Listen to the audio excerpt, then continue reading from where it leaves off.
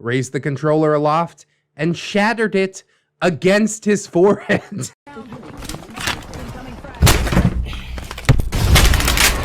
Hello friends and welcome back to ReddX, your source for the freshest daily cringe content anywhere on the internet.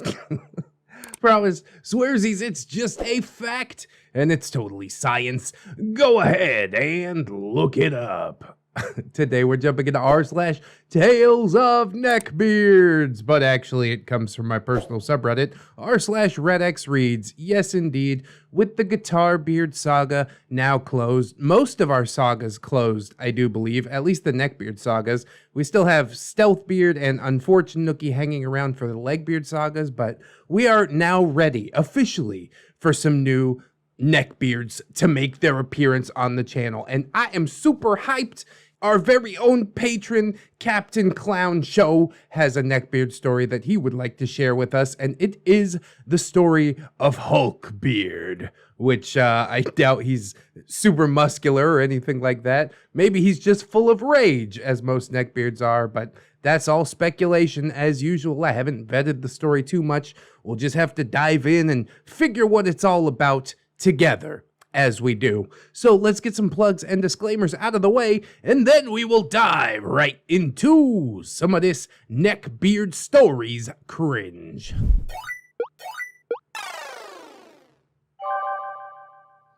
The Unfortunate Saga of Hulkbeard, Chapter 1, The First Tantrum. Well, probably the first tantrum that OP was privy to, but I guarantee when he was a little baby beard, never mind. I've written about this before on a live journal community and also on r/Neckbeard stories under a different account name. This time around, though, I want to take a deeper dive into my friendship with Hulkbeard. Yes, saga me, baby. Saga it to me. How it first developed, what it looked like outside of D&D, and how my own toxic behaviors probably contributed to this vicious cycle of beardery and manipulation. Oh, I like that already. OP taking some of the credit for what happened. That's right. It takes two to tango. So join me, friends of ReddX, as I take you back to the before times.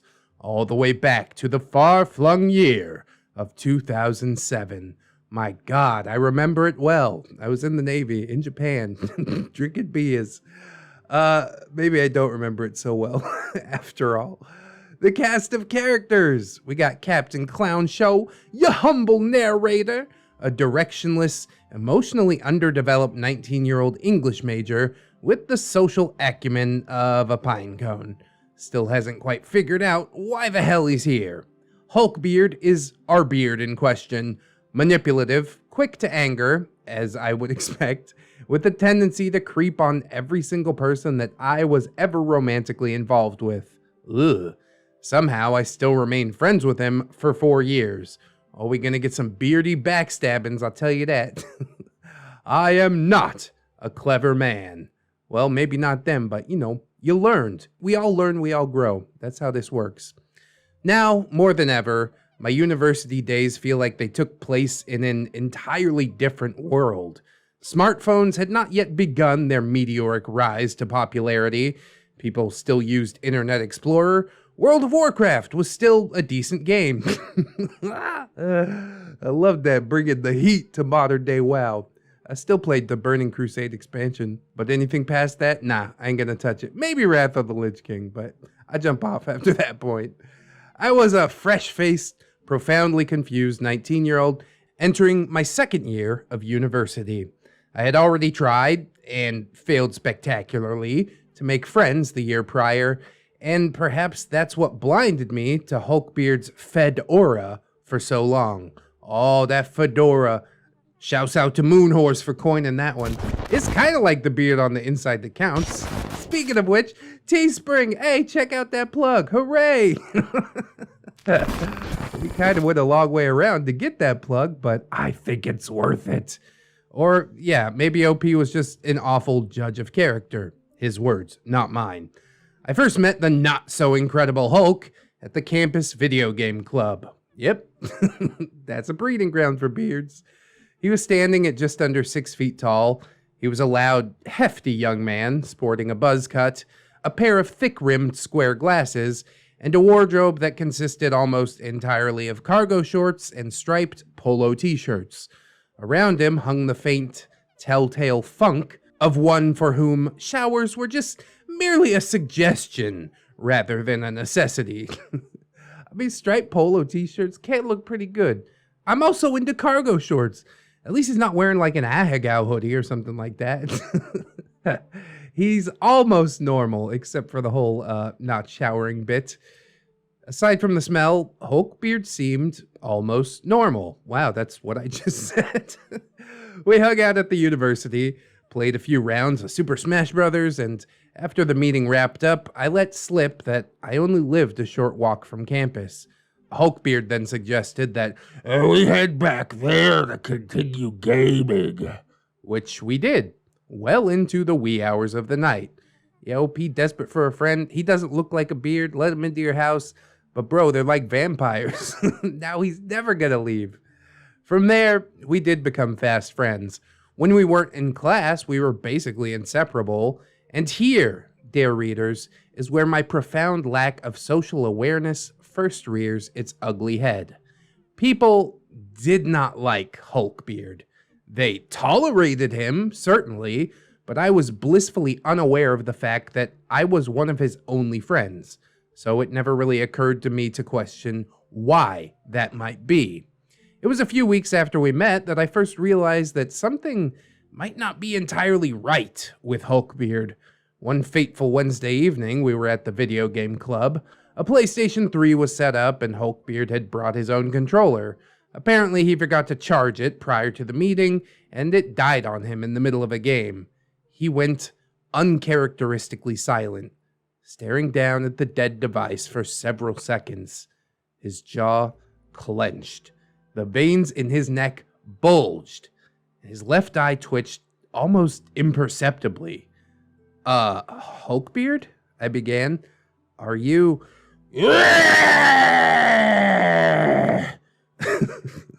With the fury of 1,000 discarded fedoras, he uttered his animalistic howl, raised the controller aloft, and shattered it against his forehead. How, dude? Jesus Christ. This is what heavy brow ridges were made for. This fucking Neanderthal. All because of a controller that he forgot to charge. It's not like the thing was broken. He just forgot to charge it. Jesus Christ. Yeah, he's definitely got some anger issues. Not the first beard we've seen, but definitely the most over the top. Shattering it against his forehead. Wow.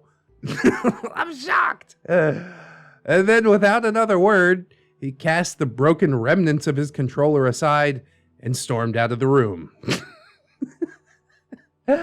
I didn't hear from him until the following evening. This would not be the last time that I would bear witness to his beardly fury.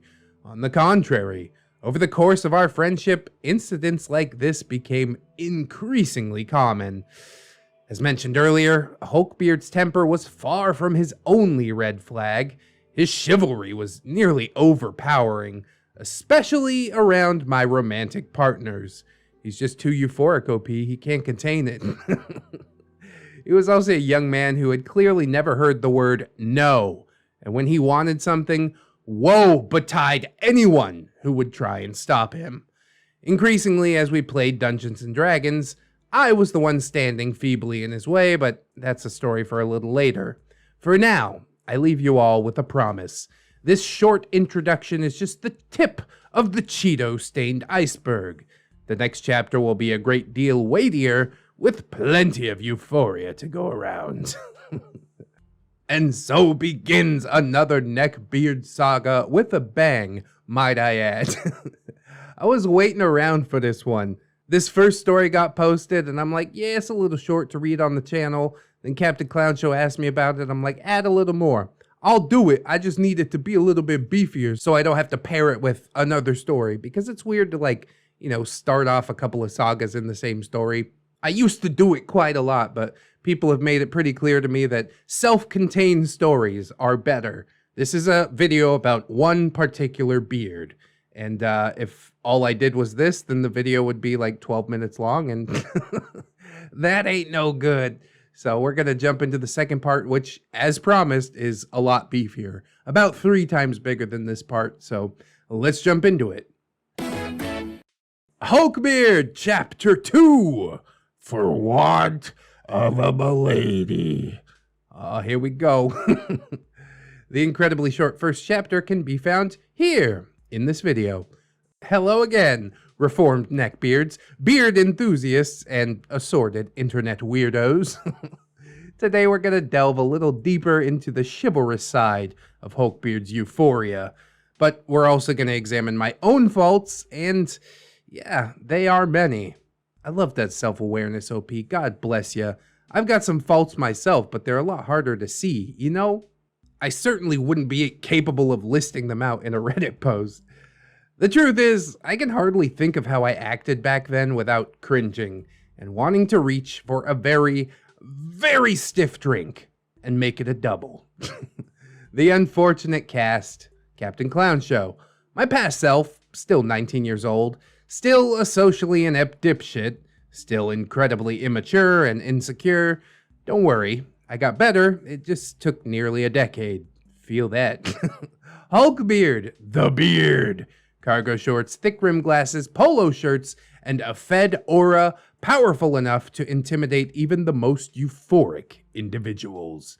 Somehow even more inept with women than I was, and that is saying something. Oh, come on, give yourself some credit. At least you got some ladies, you know? What's Hulkbeard got? Just an anime body pillow that's disturbingly yellow. Erica, a friend with benefits I met at a party. She wanted a relationship. I did not. 3 guesses how that ended. Aw, Erica. You can cut out aw, Erica. I'm not going to go into that story. Maybe another time. So yeah, 3 guesses how that ended. Not well is my guess. Faye, a girl I briefly dated a few months after meeting Hulkbeard, much to his chagrin. Purple hair, tattoos, punk aesthetic, loved all things Joan Vasquez. Stereotypical manic pixie dream girl. I'm gonna call that right now. See how it pans out. And Kara, a nerdy young woman with an interest in horses, gaming, and tabletop RPGs. Introduced by a mutual friend. That friendship didn't last long, however. Alright, generic horse girl. Got it. One of the most startling realizations I made in university was that I'm relatively easy on the eyes. People actually saw me as a potential partner. Gasp. I kind of had the same thing happen to me in high school, but I grew up as like a fat kid. Then when I got tall and all the fat kind of evened out, I still believed in my head that I was a fat kid. So when chicks wanted to date me, I'd be like, what's your ulterior motive? Yeah, I guess it is a shock. Having spent my entire life up to this point convinced that I resembled the offspring of a used mop and a bunion, you can imagine how well I dealt with this revelation. Again, not well. But I totally been there. Though I had sort of a bumbling, awkward charm, I was also a walking cluster of red flags. I wasn't physically violent, verbally abusive, or actively malicious, mind you, but I was still a complete and utter train wreck of a human being. Now you gotta impress me. We've seen some train wrecks on this channel. I fully believe that you are merely a fender bender of a human being at this point, OP. Don't be too hard on yourself. I was controlling, insecure, and emotionally volatile. My studio apartment was effectively a neckbeard nest, a cluttered mess of clothes, unwashed dishes, and gaming paraphernalia. It's honestly a wonder that anyone tolerated me for more than a week. As I have said many times before, nobody really takes an interest in neckbeard and neckbeard studies unless they have crossed that bridge before, so suffice to say, OP, that you are in good company on that fact. Hulkbeard, for his part, reveled in all of this. The mess that surrounded me seemed to almost energize him compared to his mother's spotless home. I recalled one instance involving a burger that I dropped on the floor and then inadvertently stepped on. Upon noticing this morsel, Hulkbeard had but a single question. "Hey, OP," he drooled, eyes glinting with unrestrained desire. "Are you gonna eat that?" Bro, OP stepped on it.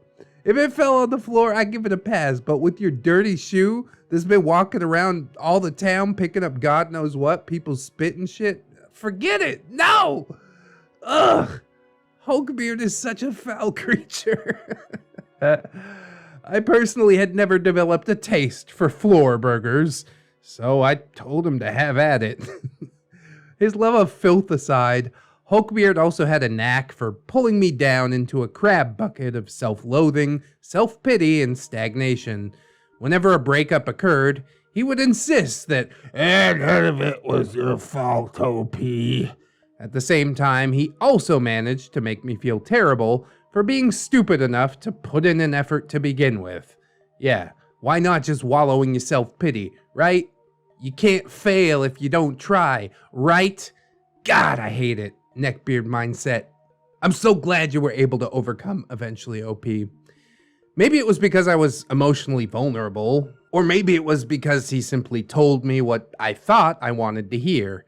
Either way, I listened to him. Instead of choosing introspection and personal growth, I truly let myself believe that I was the victim.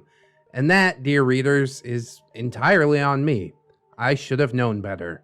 Hindsight's 20/20, bro. Don't kick yourself too hard. Basically, I'm saying that if and when they invent time travel, the first thing I'm doing is kicking my past self in the nuts with a pair of steel-toed boots. I don't know if you need to go that far. Go and kick Hulkbeard in the nuts. And also tell yourself to invest in cryptocurrency. 2007, bro. Oh shit, it would have blown up. I'd be like, yeah, I'm buying 10,000 Bitcoin for $1. Ain't gotta do shit no more. But we're getting off track. You're right, we are. This isn't just a story about my failings. It's about Hulkbeard too. His tendency to immediately glom on to anyone who showed even the slightest shred of romantic interest. The subtle ways that he would manipulate me into setting myself up for failure. How he would claim that he saw every breakup coming. And he'd play the role of the understanding friend after the fact. Looking back now, I can't help but wonder if his flirtation was a genuine sign of interest or simply a manifestation of his deeply rooted resentment and spite. Erica and Faye, or that time that I was denser than a black hole. Here we go, bring on the first victims! Erica is quite possibly one of my only partners that Hulkbeard did not creep on, though that may be because we were only together briefly and not in any official way. We'd met at a party earlier that year. We went back to my place where one thing led to another, and the next morning we kinda just decided to make it a regular thing. I told Erica that I wasn't looking for anything serious. At the time, I thought that that was completely true. Erica agreed and said that she was just here for some harmless fun. And then I met Faye. She messaged me on Nexopia and I was floored. I honestly wondered if she was a catfish. What the hell's Nexopia? It's a Canadian social networking site, founded in 2003. Cool, had no idea. Was catfishing a thing back in 2003? I guess it was, maybe we just didn't call it catfishing. I genuinely could not believe that someone as attractive as her was the least bit interested in me. But somehow, she was. At least until she actually got to know me. Whoopsie. Our first date, if you can call it that, was simply the two of us in her room watching Invader Zim. Oh, what a blast from the past. After which I stayed the night. From then on, we were official. Erica, unfortunately, found out secondhand that I was now dating someone. I assured myself that I had meant to tell her. I didn't expect her to find out before we could talk. But the truth is, yeah, those are just empty excuses. You're just trying to keep one of them on the back burner in case the front one falls through. I mean, I have done it before, but it is still a shitty thing to do. Let's be real about that. And I'm proud of OP for looking his monsters right in the face and fessing up. The truth is, I was so swept up with Faye that I sort of just forgot all about Erica. Oh, goddamn, that hurts. Regardless of my intentions, my behavior towards her was incredibly shitty, and I found out the hard way that she hadn't been entirely honest about not wanting to date me. She was pissed and tore into me about how terrible this made her feel and how I should have known that she was actually into me. Hulkbeard agreed. Bro, stay out of it. Fuck yourself, Hulkbeard. Like anybody even needs advice from some fucking neckbeard. Ugh. You know, I could have told you that Erica liked you, he had droned. She's right. You really should have known better. It was obvious that you wanted to be more than friends. Obvious to everyone but me, as it turns out. Honestly, she's partly at fault for not being honest about it. A good conversation can go a hell of a long way. Just be honest about what you want, you know? While both parties are to blame, at least OP fessed up, you know? I'm sure Erica went on to do the exact same thing only a little while later, and then wondered why it turned out the exact same way. Ugh, just talk. That's all I'm saying. I guess this is a second story. This is cool. It's like a little mini story compilation. I'm into it. The Chivalrous Knight, the Human Doormat, and the Snake. Ooh, I wonder who's who. Hulkbeard and Faye first met when he invited himself to one of our hangout dates. Ugh. What?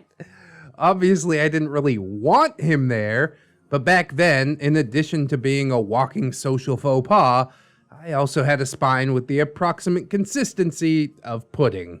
Oh, so OP's the Human Doormat. That would have been my guess. So Hulkbeard's the Knight and Faye is the Snake. It's gonna be interesting. Maybe Hulkbeard's the Knight and the Snake. I just had no idea how to stand up for myself. The mere concept of confrontation was genuinely terrifying to me, and Hulkbeard knew it. So instead of flat out telling him no, I gritted my teeth and said, "It was fine." I'll say it again. A good conversation goes a long way. Just be honest. We started off the night by watching a movie. Faye and I were both somewhat irritated that Hulkbeard had just decided to third wheel us. I'd assumed that he just wanted to hang out, and it simply hadn't occurred to him that this was supposed to be a date. Imagine thinking that a beard ever acts without an ulterior motive. Oh, my sweet summer child. But, like I said, you lived and learned. Now you know. Once the movie had ended, we decided to go for a walk. It was then that Hulkbeard revealed his true intentions in the cringiest manner possible. As we stood up from the couch, he turned to Faye with a smarmy grin plastered on his face. "I can't get over how cute you are," he all but shouted in a babyish voice, eyes locked directly onto her chest. What the fuck? Oh, god damn it, dude. That's about the point where you tell him to leave. Punch him. Do something. Let him know that he has violated the social contract. I'm not sure what put Faye off more. The compliment, the way that Hulkbeard said it, or the fact that he apparently forgot how eyes worked. Likely it was a three-way tie. Thanks, Faye mumbled, taking a step back from the drooling beard and turning to me. Shouldn't we get going before it gets too late? I nodded in silent agreement. The walk was exactly as awkward as you'd expect. Hulkbeard insisted on constantly being close to Faye. He probably would have tried to hold her hand if he thought he could get away with it. Eventually, Hulkbeard got the bright idea to offer Faye his coat. It was late fall, so there was a faint chill in the air. "It's cold," he gurgled, stripping off his jacket as he spoke. "You look cold. Here, take my coat. I'm fine. I don't even feel the cold." Yeah, 'cause he got layers of blubber. I don't want your stinky coat, all right? I'd rather be cold than have to smell like an armpit. I'm all right, Hulkbeard, Faye replied. It's nice out. No, really, I insist. Making this too awkward, came his warbling response as he began draping the jacket around her shoulders. Seriously, I'm okay. I like the weather, she snapped, now slightly irritated. Rather than listening to Milady's protests, the goodly knight followed his chivalric code to the letter. He wrapped his more than slightly pungent jacket tightly around her, hands brushing across her shoulders and lingering a few moments longer than was necessary. Again, I said nothing, but instead walked in frustrated silence. Come on, OP, I am waiting for your spine to grow. That's probably the part that I enjoy most about these Neckbeard stories. The OP's finally getting fed up and snapping. But in the first few parts, it's always really, really frustrating. Like, this is about the part where you poke a finger in his chest and say, what the fuck do you think you're doing? You have again violated the social contract. Stop! You violated the law! My relationship with Faye lasted approximately 3 months. It turns out that pushovers aren't great romantic partners, especially when said pushovers have a meltdown over their girlfriend taking a bit longer than usual to respond to a message. Oh, those beardy tendencies popping up again, OP, but at least we know you're better now. We remained friends, at least. Faye, much to her credit, bore me no ill will for my emotional ineptitude. For some reason, she even decided to give me her ball python. Hey, Faye's not the snake. The snake is the snake. Outstanding. What a twist. She told me her options were giving the snake to me or selling it to her new boyfriend. I still don't understand the logic there, but that snake is with me to this day. I recently ordered a custom-made terrarium, in part because my cats keep trying to break into the current one.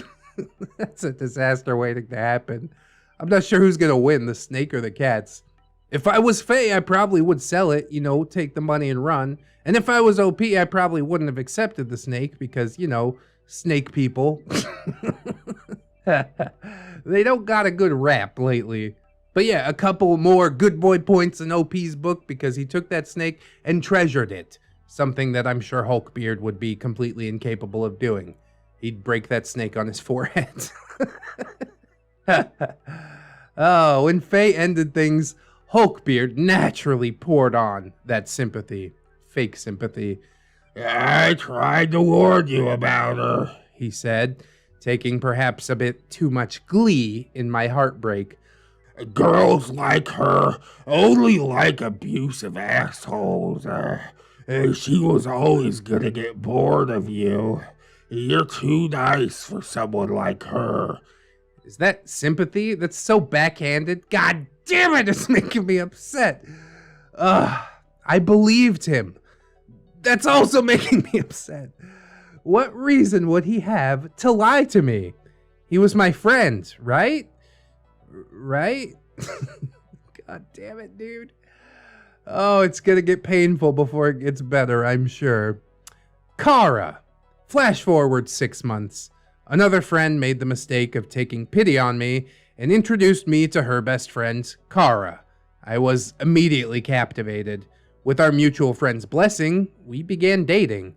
I don't like thinking of the 2 months that I spent with Kara. I am truly ashamed of how I treated her. Disgusted by how possessive and clingy and emotionally manipulative I was. Kara, if by some twist of fate you are part of the audience, I only have one thing to say.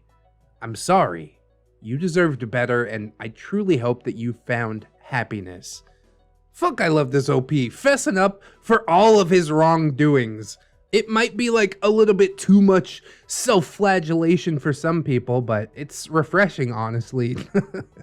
I go on Reddit and I expect humble brag posts everywhere. So yeah, it's a breath of fresh air to see OP fessing up, being honest, taking responsibility for what he did. Nothing will endear me to an OP faster. It takes a long time to learn how to be in a relationship. So again, I do think that you need to give yourself some more credit, you know. I went through this clingy possessiveness when I was, 13 or 14 and just started dating. But if you started dating later, then it makes sense that this is when it's happening, right? I give you a pass on all of it, OP. And not just because you're a patron. I've shit on my patrons before. Lovingly. I've razzed them, I never go balls to the wall with my shit talking. We just poke a little fun. It's fine.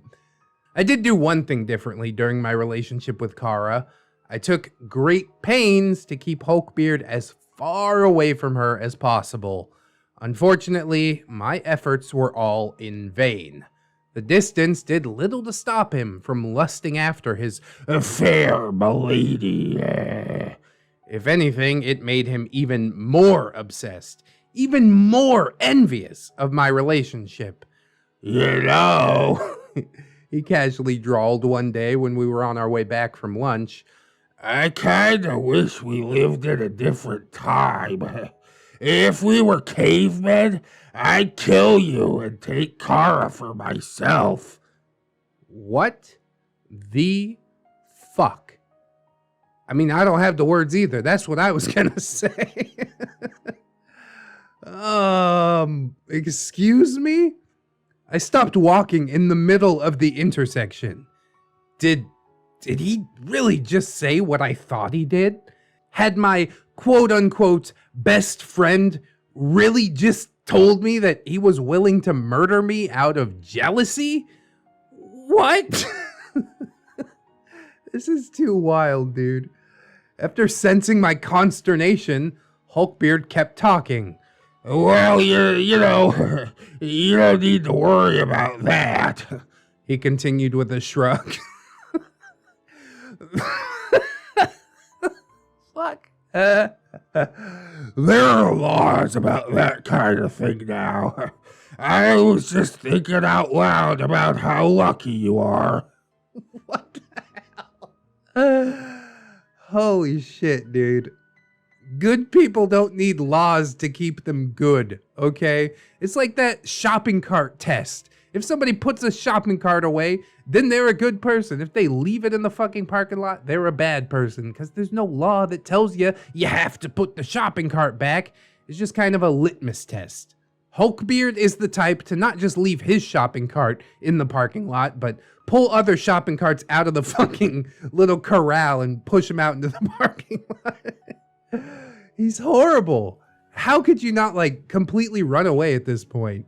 You're still trusting him in your house after he alluded to murdering you? I'm sorry. I'm having a hard time getting over that shit. Oh, law is the only thing stopping him from committing multiple felonies. Well, I guess that makes it all better then. Dying. This is so outlandish. Far too wild. What is happening? We walked the rest of the way home in complete silence. When Kara finally started working up the courage to break up with me, Hulkbeard donned his understanding friend mask, transforming from the Knight of the Dew to supportive confidant with practiced ease. As with Faye, he claimed to have known all along that Kara wasn't right for me. And as with Faye, I failed to see through his ruse. I told you, dude, you shouldn't date someone like her, he said, a sage expression upon his greasy face.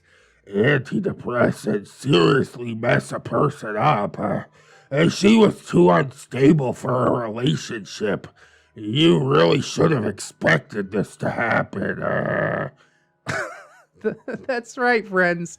Hulkbeard, who himself took medication for ADD, blamed the breakup on Kara's mental illness instead of the fact that I, myself, was in desperate fucking need of therapy. And what did I do? How did I, in all my infinite wisdom, respond? Well, of course, once again, I believed him. It's hard to watch. We've had some laughs, we've had some heartbreak. That's why I love these Neckbeard stories so very much. There were other miladies beyond these three, but this tale's already long enough. And ultimately, it was the same song and dance every single time. Hulkbeard would creep and obsess and drool over whoever I was dating, and then when I predictably made my own relationship self-destruct, he would claim that he had seen it coming, and assure me that I'd done nothing wrong. They were all just crazy bitches. I was a poor, helpless, nice guy. oh boy, I don't think that word had the same connotation in 2007. But now, again, hindsight's 2020. Now we really know what that means. And also, OP really wants someone to invent time travel. Wouldn't that be nice? Afterward. I honestly don't know why I stayed friends with Hulkbeard for as long as I did. My deep fear of abandonment? A desperate need, perhaps, to cling for dear life to one of the first real friendships that I'd ever formed. Maybe it was a complete and utter lack of self-awareness, self-esteem, and common sense. I think very likely that it was all of the above, OP, but that's okay because we're bigger and better now, ain't we? I recognize now that my friendship with Hulkbeard was extremely unhealthy. His behavior fed into my own toxic traits, amplifying them to the point that I skirted the razor's edge of beardery. As I said, we all crossed that bridge. It still disturbs me how dangerously close I came to being the subject of a Neckbeard story, rather than the author of one. Thankfully, all that didn't happen. But what was it that eventually caused me to break free of Hulkbeard's insipid influence? How did I finally put the not-so-incredible Hulk to rest? Well, it all started with Dungeons and Dragons. But we will have to get into that in the next episode. Yes, indeed, Hulkbeard, quite a character. OP really just out here showcasing the duality of man. You know what I mean? He's like, oh, I'm super possessive of my girlfriend, but also you seem to let this beard kind of walk all over you and do whatever he wants. I would be really interested to get a size comparison between OP and Hulkbeard. Like, was this dude bigger than you and physically intimidating you, or was your spine legitimately made of jello at this point? Either way, I will be more than glad to watch OP come into his own and give this beard the old what for. I cauliflowered his ear. Bully! Definitely a wild ride, and I appreciate OP's introspection. You know, that's probably what I like the most about this post, because honestly, a lot of us were there at one point or another. This culminated in him falling asleep mid-session in the middle of combat.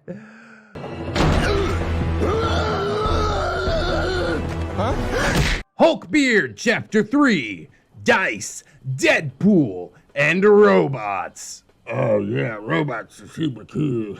Is he a Gundam beard? Hello, fellow Redditors and ReddX viewers. We're back with the third installment of the unfortunate saga of Hulkbeard. Please don't say unfortunate, because it just makes me think of Unfortunate. If you just arrived, here are the links to the previous chapters, Chapter 1 and Chapter 2. As I said, video link in the description if it does interest you. Today we're going to be delving into every beard's favorite pastime. 4chan and cartoon pornography aside, I'm speaking, of course, about Dungeons and Dragons. Oh, Lord. Unfortunately, it is quite a beard pastime. It's also one of my pastimes. I've always loved tabletop RPGs. The only reason that I didn't get into them sooner was because I grew up in a small bumfuck of a town with exactly 0 game stores. But now that I was going off to university in the big city, all bets were basically off. That's right, find somebody to drag you to the table, start rolling them math rocks. Proud of you. I am an equal parts dice goblin and forever DM to this very day. Yeah, another forever DM. We need some players though, for real. I love me some shiny math rocks. To say that my foray into the hobby got off to a rough start would be putting it lightly, however. And the blame for that rests largely at the feet of our very own Hulkbeard. Though, as always, I too share the blame. That's right, OP always taking credit for stuff, even if we shouldn't necessarily blame him. I mean, hindsight's always 20/20, you know? Captain Clown Show, that's our OP, a 21-year-old English major with no social skills, emotional intelligence, or backbone, now possessed of a dim awareness that Hulkbeard, might be a slightly toxic person. The DM also played an NPC sorcerer that the party adopted as their mascot. Gotta love them NPC mascots. Hulkbeard is the Beard, surprisingly creative and original when coming up with solutions to puzzles and tactics for combat.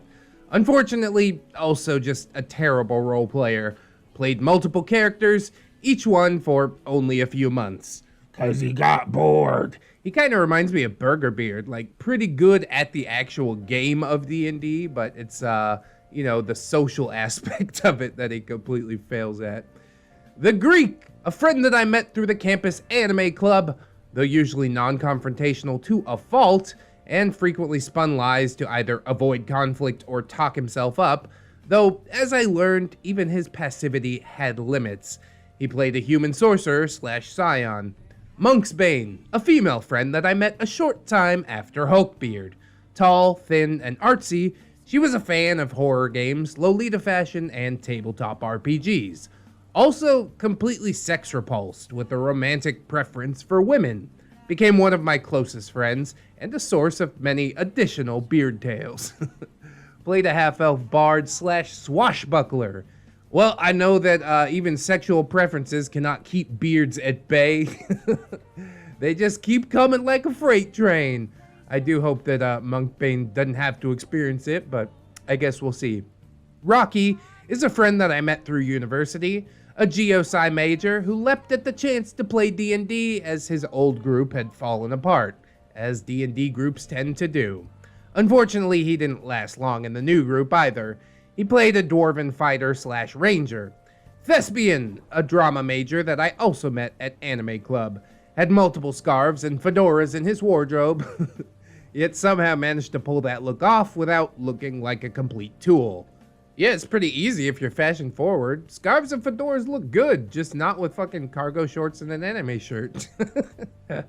He was a skilled and dedicated role player, drama major, and one of the few people who didn't allow himself to be driven away by Hulkbeard. He played an elf rogue / monk. Also has a significant role later in a Neckbeard story that I'll draft up once the Hulkbeard saga has reached its conclusion. Oh, more Neckbeard sagas. I'm in. You son of a bitch, I'm in. Swole Man, a Hulkbeard's only friend, a soft-spoken Asian fellow who held his liquor about as well as a sieve. Yeah, I know a lot of Asian dudes that get red in the face and stuff like that. It's pretty funny. Also built like a brick shithouse due to spending most of his free time at the gym. Fittingly, he did play a fighter / barbarian. I've never known a soft-spoken barbarian, but I guess we'll see how it plays out. And now, the story. So there I was, a young nerd in the big city. A box full of miniatures, a shelf full of source books, and a bag full of dice. What more could I want in life? It was time to take my first steps into the wonderful world of D&D.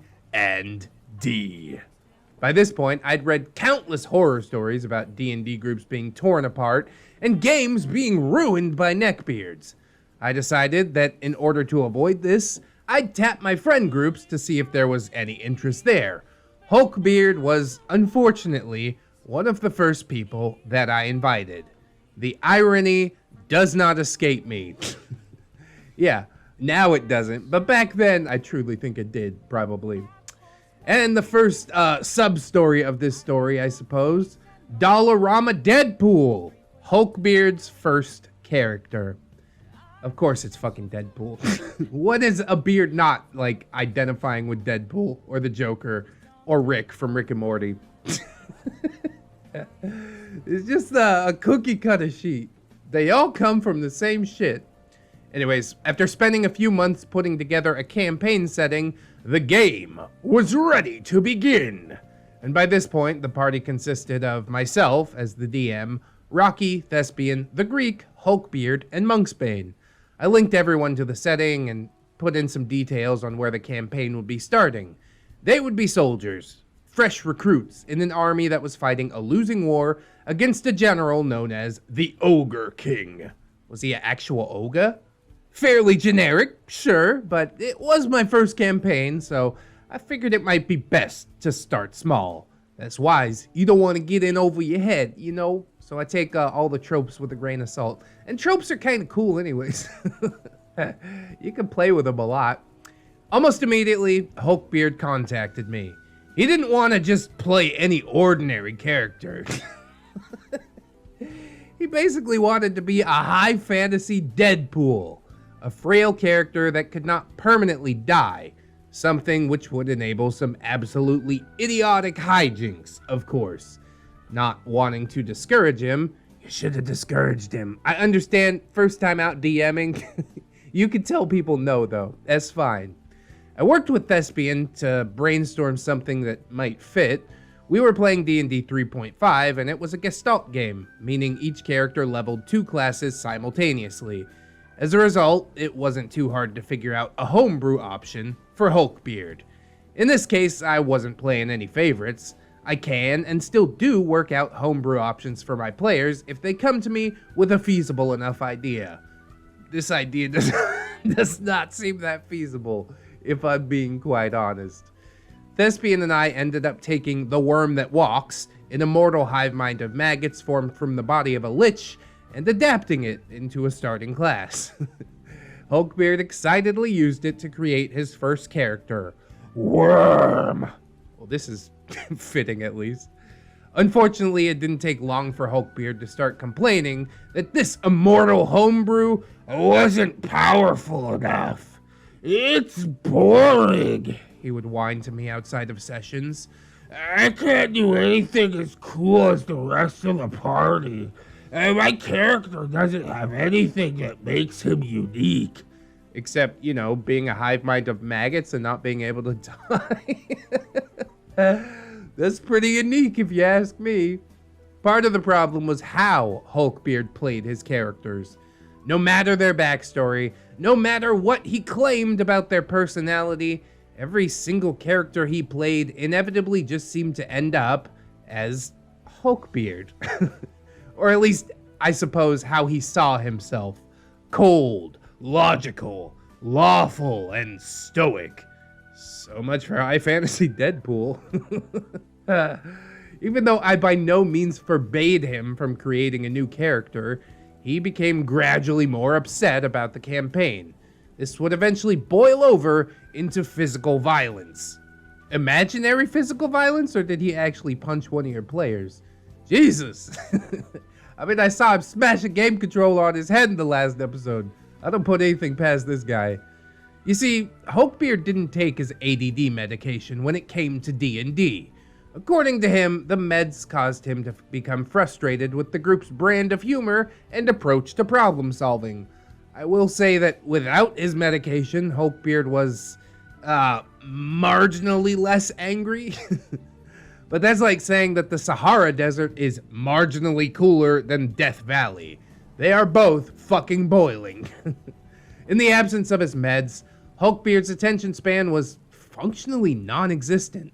This culminated in him falling asleep mid-session in the middle of combat. Oh god, he's like a fusion of Burgerbeard and Turtle. Or was that Skeletor? I think it was Skeletor. Burgerbeard and Skeletor. I guess Hulkbeard needs to play some anime waifu games on his phone to keep him awake, as Skeletor did. When it was his turn, Rocky opted to rouse the sleeping beard. Hulkbeard went fucking nuclear. Oh my god, he did punch somebody. Snarling, he punched Rocky several times in the leg and arm and stormed out of my apartment. A few seconds later, we heard the sound of his car starting and peeling out of the parking lot. Well, good riddance to bad fucking rubbish, I say. After a few moments of shocked silence, Rocky spoke up. Guys, Hulkbeard was my ride home. What do I do now? Yeah, call it Uber, I guess. Having lost our appetite for gaming in that moment, we all pitched in for a taxi and just went our separate ways. What a clusterfuck. Hulkbeard apologized to Rocky for his outburst the next day, but the damage had already been done. A week later, Rocky contacted me to let me know that he had too much schoolwork to play D&D anymore. He had to duck out of the campaign for the time being. I took what he said at face value because I was an idiot. I mean, I'm a big proponent of open and honest communication, you know? If you would have just said, hey, Hulkbeard is a menace, I don't want to play with him specifically anymore, then maybe OP could have fielded some questions, realized that Hulkbeard was ruining the whole thing, and just kicked him out instead of being left with the shambles of what Hulkbeard left behind.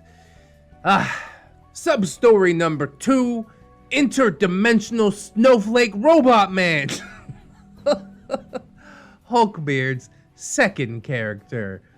What am I supposed to do with this title? Oh, having finally grown fed up playing not Deadpool, Hulkbeard announced to me that he was going to retire that character and create something new. I told him that was fine. I'm not going to force someone to play a character that they don't feel connected to. I mean, at the end of the day, we are all here to have fun. At least in theory. Unfortunately, I was about to find out what Hulkbeard's brand of fun entailed. Later that week, I was at Monksbane's when I received a message from Hulkbeard, and he informed me that his new character was one of the Warforged, a species of sentient magical robots. A species which also existed in an entirely different campaign setting. But that's completely cool, right? And OP, being the new DM and not wanting to tell people no, says, okay, no problem. It would be easy to tweak things so that they existed. Unfortunately, he then followed up by sending me his backstory. Oh no. My character backstory is a fairly uneventful but interesting one. After being created in Eberron as one of the last Warforged, made unfortunately after the end of the last war, I couldn't find meaning in life, and I went to a powerful wizard to try and end my life. The wizard, finding my new, malleable mind a pitiful mess, decided to take pity on me, sending me into a void to give me time to think. This spell was a powerful one, and with time lost its stability, sending me from Eberron to a new world, one without constant war. For those of you who couldn't keep up with that glob of text, especially in the Neckbeard voice, Hulkbeard, in summation, wanted his character to be from a completely different dimension, wanted his character to be the last of his kind, and apparently forgot that the whole core of this campaign was a literal fucking war. Yeah, special magical snowflake robot. It's all coming together. I said no. Good boy. Hulkbeard did not like that. Bad boy. What followed was several hours of verbal abuse, threats to quit the campaign, and self-pity. I've included just a small excerpt below. Good, you don't like it? Fucking quit. What the hell? You could have saved everybody else. Old Rocky might even decided to come back. Hulkbeard. Seriously, one of a kind. Not allowed at all. OP. Not if the backstory is simply from Eberron. Hulkbeard. No, from another realm. Most of the character development happens in your world. OP. Okay. Warforged are from the plane of Mechanus. Hulkbeard. in a forest where he meets a druid who teaches him the peaceful ways. OP. Basically, lawful aligned plane of machines. There you go. Just work with that, Hulkbeard. I know this is gonna sound whiny, but God, you are anal. OP. It is not anal to be controlling the backstory of the world that I created, Hulkbeard. I feel that in a realm where magic exists, to teleport you through time and space exists, that being teleported into the world is unreasonable. OP. And again, I stress that I would not be this anal if you give me a bit more time to think about all of this, rather than going, oh, by the way, I'm developing a new character, and he's a unique snowflake robot wizard. Hulkbeard. Seriously, my character doesn't even interfere with your divine story. OP. Stop with the sarcasm, Hulkbeard. That's not sarcasm. OP. Your divine story. That sounds like either sarcasm or spite to me, Hulkbeard. Spite. Dungeon Master's Guide, page 45. Bad structure. Eventually, Hulkbeard just managed to wear me down. As beards do, they never stop. They never stop! Just say no and do not engage. It's the only way. And yeah, OP ended up giving up. If he wanted this character to be a super special dimension-hopping robot man, then so be it. Monksbane attempted to counter Hulkbeard's manipulation, telling me that it was all bullshit. Unfortunately, her words fell on deaf ears. I apologized for souring the mood and just went home trying to get some sleep. I didn't. A not-so-horrifying interlude, Abomination and the Tomb of Horrors. Oh my god. But at least it's not so horrifying, maybe. I spent a lot of time shitting on Hulkbeard, but I want to be clear that he wasn't terrible all of the time. No person is, really, or else why would he be there at all? Occasionally, playing D&D with him had the potential to be fun, and for the most part, I did enjoy gaming with him. When the Greek couldn't make it to a few sessions, we decided to put the main game on hiatus and try something a little different. The legendary Tomb of Horrors, which I'd recently discovered, and it had been re-released for the 3rd edition. So everyone rolled up multiple characters and dove headfirst into what we expected to be a terrifying challenge. Hulkbeard's character was a min-maxed monster who, for the purposes of this story, we'll refer to as Abomination. Another Warforged, but this one is a towering brute made of adamantine. For the first time since he started playing D&D, Hulkbeard actually role-played. Well, is that terrifying? I can only imagine his roleplay skills are not that good since it is his first time. But hey, good job on putting yourself out there, Beardo. Granted, his new character was dumb as a post, so roleplaying in this case was basically hit the bad guys until they get dead. Yeah, the easiest form of roleplay available, but okay, at least he's trying. But to me, it seemed like Hulkbeard was actually making genuine progress. Not for the first time, I held out hope that maybe, just maybe, he would stop being such a nightmare to play with. I was one dense motherfucker. Oh, P. Hope floats, I'll tell you that. The Tomb of Horrors passed without incident. Hulkbeard even came up with some beautifully creative ways to deal with several of the challenges, such as defeating the last boss with nothing but a dagger and a magical bag. Unfortunately, even these small sparks of enjoyment were ultimately eclipsed by his total beardery. We had all agreed to use the critical failure variant rule, Hulkbeard included. For those of you who don't play D&D, pretty much every major action requires you to roll a 20-sided die. Under the variant rule, rolling a 1 means, bad things happened. Hulkbeard laughed heartily whenever anyone else rolled poorly, but when he was the one in the hot seat, it was a different matter. In one instance, he even went so far as to accuse me of springing the rule on him out of spite. Bitch, you just watched everybody else take the bullet. It's your turn! Get against the wall!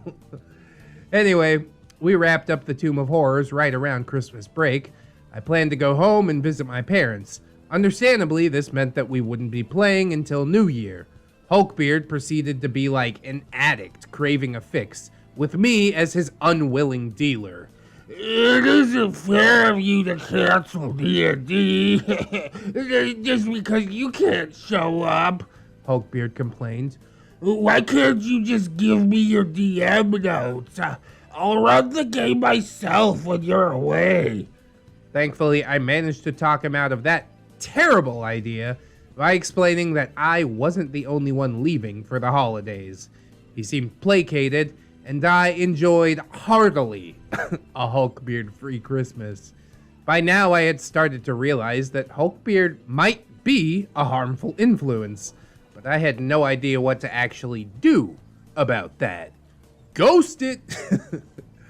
I can only imagine the mess that you would come back to if you actually allowed him to take over your D&D campaign. He's like, oh yeah, everybody's character died except mine. Another sub-story, The Whining Whale. How Snowflake Bot met his end. Oh, not Snowflake Bot. As the new year rolled around, our party once more gathered for D&D. By now, we had replaced Rocky with Swolman, Hulkbeard's only other friend. There's really not much to say about him, honestly. His character was relatively bland, and he himself was best described as an inoffensive wall of muscle. To this day, I'm not even sure if he enjoyed D&D, or if he was simply there because he had nothing better to do. I got the sense that he wasn't really that interested in D&D to begin with, or perhaps he simply had less patience than the rest of us, where his now former friend's antics were concerned. Well, I don't know, it seems like Swolman's here to save us all. Not the hero that we deserve, but definitely the hero that we need. What I remember most about him is how he partied. Go out drinking with him, and it didn't matter how much of an ass you were, he'd manage to embarrass himself even more. Almost as though he actively sought to do so. If the interest is there, I could share the story of how Swolman managed to get banned from a house party, and how, when informed of his outlandish, absolutely ridiculous behavior that night, his response was, that he didn't remember that night. So it never happened. Yeah, I was blackout drunk. None of that counts. Sorry, dude. You still have to go to jail for shit, even if you're blackout drunk when you do it. At least all that happened was getting banned from a house party. Hulkbeard, meanwhile, marginally improved for a very short time after browbeating me into accepting his character idea. And I do mean marginally improved. He still complained, and complained, and complained, and complained. All you do is lead us by the nose, He would whine at me. You're railroading us. Stop restricting how I play my characters. Well, I haven't seen any of that yet, but show me some proof. OP's DM credentials are still under investigation. I guess, whatever. This isn't RPG horror stories. As it turns out, Hulkbeard had the notion that he was the party leader. Yeah, maybe it is RPG horror stories.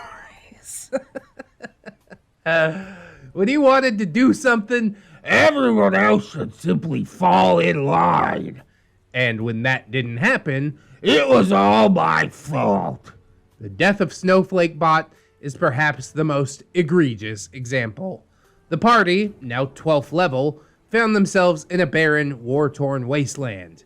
As it turns out, that same wasteland had been targeted by a powerful necromancer in search of raw materials. Hey, war is a growth industry for necromancy. And then here's where I would normally insert a joke about war profiteering, but I can't come up with one right now, so I guess that is the joke.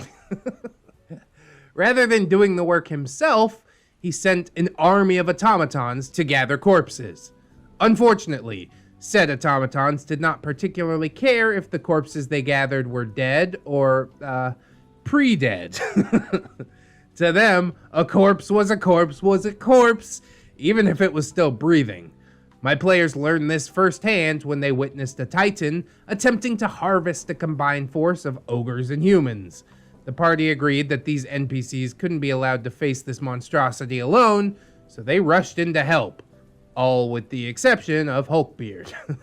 Hulkbeard, having read every D&D source book from cover to cover multiple times, immediately recognized the creature. More importantly, he recognized that it was intended to be fought by a 17th level group. He, and by association, his character, assumed that he was looking at a total party kill in the making. So, he turned into a bird and ran away. Oh man, how would his character have any of that knowledge? You gotta roleplay and also go help your fucking group out. What the fuck, man? Said the Greek, staring at him across the table in an uncharacteristically confrontational manner. What are you doing? Oh my god! Hulkbeard, bearing an uncanny resemblance to an oversized, pouting toddler, just scowled at the Greek. You're doing a really bad job of gaining our trust, added Monksbane. Besides, I think we can take this thing down. It's more focused on those NPCs than on us. After briefly conferring with the party in character, the Greek looked at me across the table. So, he looked down, shuffled his character sheet, and then looked back up at me. I guess I used forced teleport on Hulkbeard. Whoa! It worked, and the snowflake bot was teleported directly above the Titan. Fuck off! You can't do that! Hulkbeard yelled at the Greek, slamming his fist on the table for emphasis. Why are you targeting my character? Dude, you were about to leave us to die for no reason, the Greek responded with a shrug.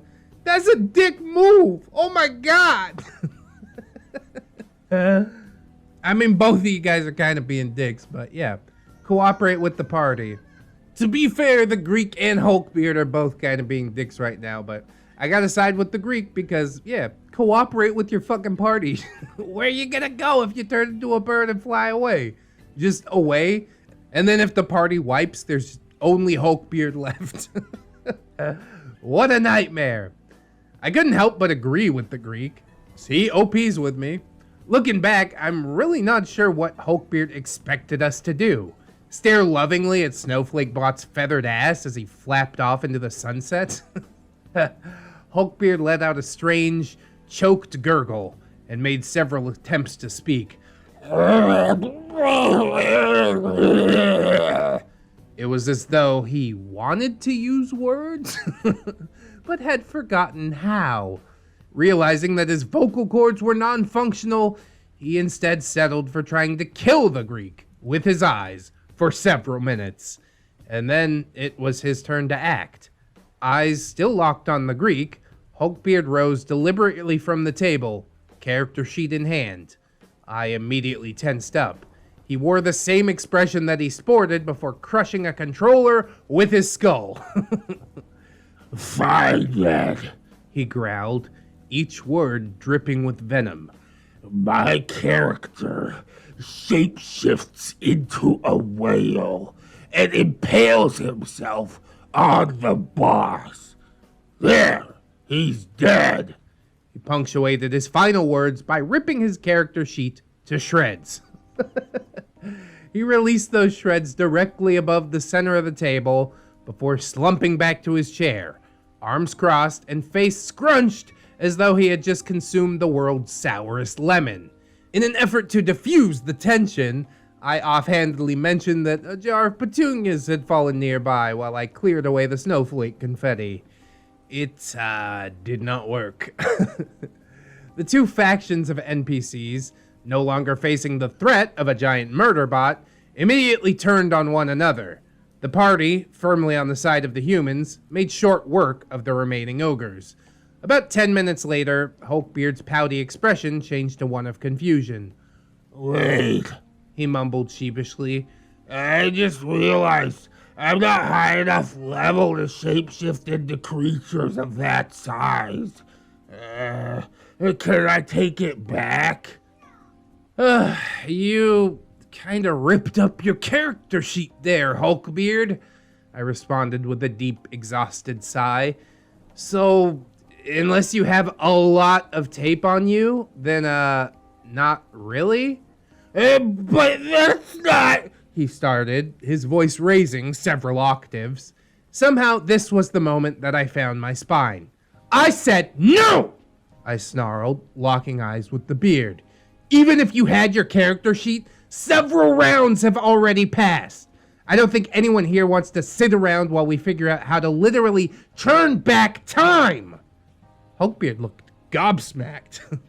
Perhaps he had hoped that I just had a momentary lapse of judgment and would go back to being his personal doormat in short order. Well, not this time. Good boy, OP. I'm proud of you. Realizing that I'd finally put my foot down, Hulkbeard did the only other thing that he knew how to do, made like Eric Cartman, and tantrumed his way home. Fine! He snapped, jumping to his feet. You guys can have snowflake bot stuff. And fuck this! I'm going home. Hulkbeard stomped off, slamming my front door behind him with such force that it jostled our dice. By now, I knew from experience that this would not be the end of it. I would hear from him later. And oh boy, did I ever. Told you, beards never stop, man. Hulkbeard. The only thing that seems to work in your campaign would be an abomination to me. Because if my character can't tell what other things are doing damage to a target, it's just confusing for a character. That whole statement is really confusing. And OP agrees, saying, huh? Hulkbeard. Tomb of Horrors has been fun. It's just been straight up fights. Us versus them. Throw in a bunch of circumstances, though, and a sane character has trouble gauging trouble. You have complete psionic, right? OP. Yeah, but I'm still not sure what you mean. Hulkbeard.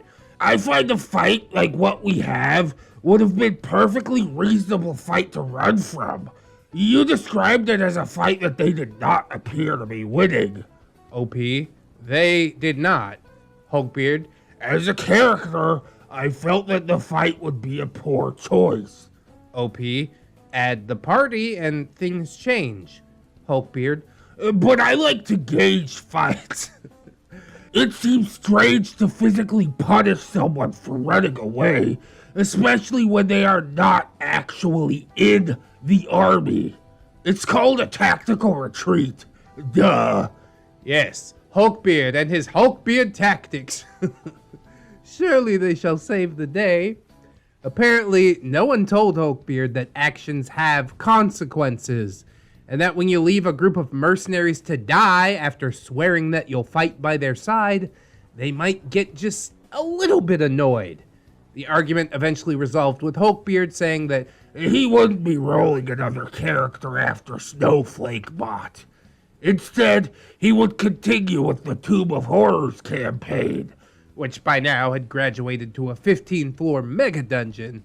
He reasoned that there would be no railroading in a dungeon crawl. Yeah, basically because there's only one way to go. It's railroading, but in a funner sense, I guess. He would eventually rejoin the story-focused game with a different character shortly before our final catastrophic falling out, but we have much more euphoria to experience before we arrive at that final glorious day. Well, I kind of dug this one, OP. It's a little RPG horror stories-esque, which we haven't had on the channels for a while because I've been stuck in Neckbeard stories. I didn't have to get super frustrated at OP not kicking this dude in the nuts for trying to swoop his miladies and shit like that. Overall, I miss Dungeons and Dragons Tales, you know? It's a good break. I know it's not everybody's cup of tea, but it's definitely mine. I do like that a whole heck of a lot. I predict that part number 4 will have some Hulkbeard swooping miladies once again, but he'll be ready when we come for him. Man, you know I love to see a beard crash and burn, OP. Hulkbeard, Chapter 4. Much Ado About Clowns. Oh no, Captain Clown Show, why? Greetings once again, fellow beardologists. In our last chapter, I treated you all to Hulkbeard's unique brand of tabletop gaming. Yes, indeed. And all that took place alongside my first ever attempt at growing a spine. Hey, just want to say, proud of you. It was a pretty momentous occasion for me. After all, you always remember your first. Yeah, unfortunately. I won't even state what that's in reference to, but the real ones know. For a short time, after Hulkbeard's whale-sized rage quit, there was a modicum of relative peace. I thought, foolishly, that with him no longer being a part of the D&D group, maybe things would start to calm down. Little did I know that by standing up to Hulkbeard, I had somehow planted a seed of resentment deep in his beardy heart, a festering rot which would eventually poison every single one of his relationships. You didn't do that. He did that. That seed was there since fucking day one, okay? You might have watered it a little bit. You might have helped it to sprout somewhat, but I guarantee that that seed has been there for a long, long time. Without even realizing it, I had set Hulkbeard along the path to his own destruction. Again, he did all of this. But as the saying goes, things are always darkest before the dawn. If you haven't already, I'd recommend checking out ReddX's phenomenal readings before going any further. Chapter 1 and 2 and Chapter 3, those links in the description as I mentioned. Phenomenal? Yeah, maybe. Boop, boop, boop, boop. Phenomena. Do, do, do, do. Anyways, before we get into the story, let's check out that cast list. Yo. Captain Clown Show, an awkward and insecure English major with little in the way of social skills or emotional intelligence. 22, going on 23, and with a backbone that's a bit more like Play-Doh than pudding. That's right, it's toughening up just a little bit, but they are both equally delicious. Y'all ever eat Play-Doh? It's like a salty treat. I haven't eaten it for a long time, but I'm thinking about it now. Unfortunately, also much angrier than at the beginning of the story, Hulkbeard's rage was like some slow, insidious disease. And before I even realized, it had infected me. It's not a disease, it's not anger, it's righteous fury. I'm all about righteous fury. Hold on to that, it makes us human. Broken Ace is a false friend from high school who effectively only kept people around so that he could bully them. My relationship with him was, unfortunately, a formative experience. Hulkbeard, of course, our not-so-beloved antagonist, a hefty boy with enough rage to fill his swarthy frame several times over. By this point, his fuse was growing progressively shorter, and he was losing his temper at the smallest of slights. I didn't even realize it was possible for his fuse to get any shorter. How's this gonna go, dude? He's like a bottle of nitroglycerin. You can't even fart around him or it's just gonna fucking explode. The Greek is a friend from our campus anime club, a soft-spoken, bespectacled fellow for whom confrontation was anathema, occasionally made an exception for Hulkbeard, as we all should. Put that boy in his place. Monksbane, a talented artist with the love of horror games, comic books, and tabletop games. Omega-level beard bait, yet somehow never subjected to Hulkbeard's affections. I think he might have been scared of her. Good, stay away. Thespian, a fast-talking actor with a few slightly beardy tendencies of his own.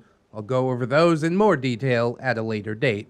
Like Monksbane, often tried to act as a voice of reason and a counter to Hulkbeard's manipulations. And the last one is Swolman, Hulkbeard's only other friend. A quiet, reserved slab of muscle who was, as I would later learn, already beyond done with Hulkbeard. Well, good for Swolman, man. I'm looking forward to hearing all about the falling out. The aftermath of the whale drop. Things were strained between Hulkbeard and I for a week or two after his rage quit, though he was still in one of my games, one which ran much less frequently. His decision to leave the other, and the manner in which he did so, left a really bad taste in my mouth. Unsurprisingly, with Hulkbeard's departure, Swolman had little reason to keep attending. I just don't think D&D is my thing, He'd told me, after bearing silent witness to Hulkbeard's rage quit. It's nothing on you, I just find it kind of boring. Yeah, D&D ain't for everyone. My wife finds it boring as shit. She's like, you guys sat there and played pretend for 4 hours? I'm like, yep. You don't need to understand as long as I get to do it. That's fine. I'd be lying if I said that that statement didn't sting, although objectively I knew Swolman was never all that engaged to begin with. It still hurt to lose 2 players in a single day. I couldn't help but wonder, perhaps, if Hulkbeard was right. Was I a shitty DM? Mercifully, that feeling did not last long. We quickly replaced Hulkbeard and Swolman with 2 other players, and the session we had after his rage quit was one of the best in months. Everyone enjoyed themselves. Myself, most of all. Yeah, throw that self-doubt out the window. You can't please all the people all the time, you know? There's certain people that are like, why do you talk so much in the middle of stories? I'm like, I don't know. It's fun. I like it. There's plenty of text-to-speech channels if you don't like it. Am I a shitty YouTuber? Yeah, probably. But I'll still try to win as many people as I can. There was no second guessing. There were no complaints about how I ran this game, no arguments about the rules or attempts at metagaming. We simply played. Yes, I love to play. Once I was done being childish and upset that my best friend no longer wanted to be a part of my dice-rolling fun times, things improved with Hulkbeard too. At least, I thought that they did. Apparently, neckbeards really don't like it when someone stands up to them, especially someone that they had chosen to be their doormat. That's right, he's gonna give you that one last attempt to put you back under his feet, and you gotta be stronger than ever, OP. I believe in you. While he was still his usual self during our hangouts, I later discovered that he would complain about me constantly to anyone who would listen. The beard strikes back. Oh my god, neckbeard revenge. You knew this was coming. Beards are some of the most fucking vengeful people on the planet. They have to defend their ego. My DMing was evidently only the tip of the iceberg for Hulkbeard. I very soon became his favorite topic of conversation with our mutual acquaintances. Specifically, the myriad ways that I had pissed him off. I constantly made fun of all my friends, and I didn't know how to control my temper. I was an emotional, weepy mess who constantly sabotaged my own relationships and never learned from my mistakes. I did this irritating thing, and I said this aggravating thing. Yeah, you get the idea. Backbiting, a neckbeard specialty indeed. To be fair to Hulkbeard, most of these statements weren't inaccurate. I don't doubt that it was frustrating to watch my ham-fisted attempts at dating. As mentioned in Chapter 2, I had somewhat of a pattern. I would find someone that I was interested in, I'd manage to charm my way into their good graces, and eventually I would tear the new relationship to shreds in an outright fucking panic. Yeah, live and learn. That's about how it goes. And then I would do it all again, and again, and again, and again, and again, and again. Somehow, it never occurred to me to just fucking seek therapy. I don't necessarily know if therapy is needed for this issue specifically. It seems kind of like the woes of starting to date, you know? I do think therapy can help everyone, and it probably would assist in some ways in this situation, but to me it sounds just kind of like the growing pains and learning how to date and be in a mutual relationship, you know what I mean? Or maybe I'm completely wrong and nobody else has experienced all this, and I actually needed therapy myself when I started dating, but I leave it up to the comments to let me know.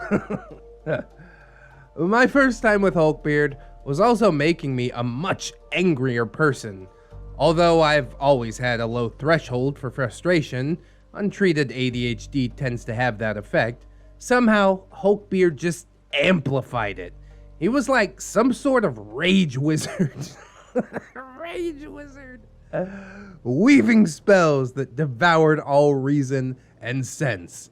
That would be such a cool class. You just like make everything go berserk. God damn, I want to see a rage wizard now.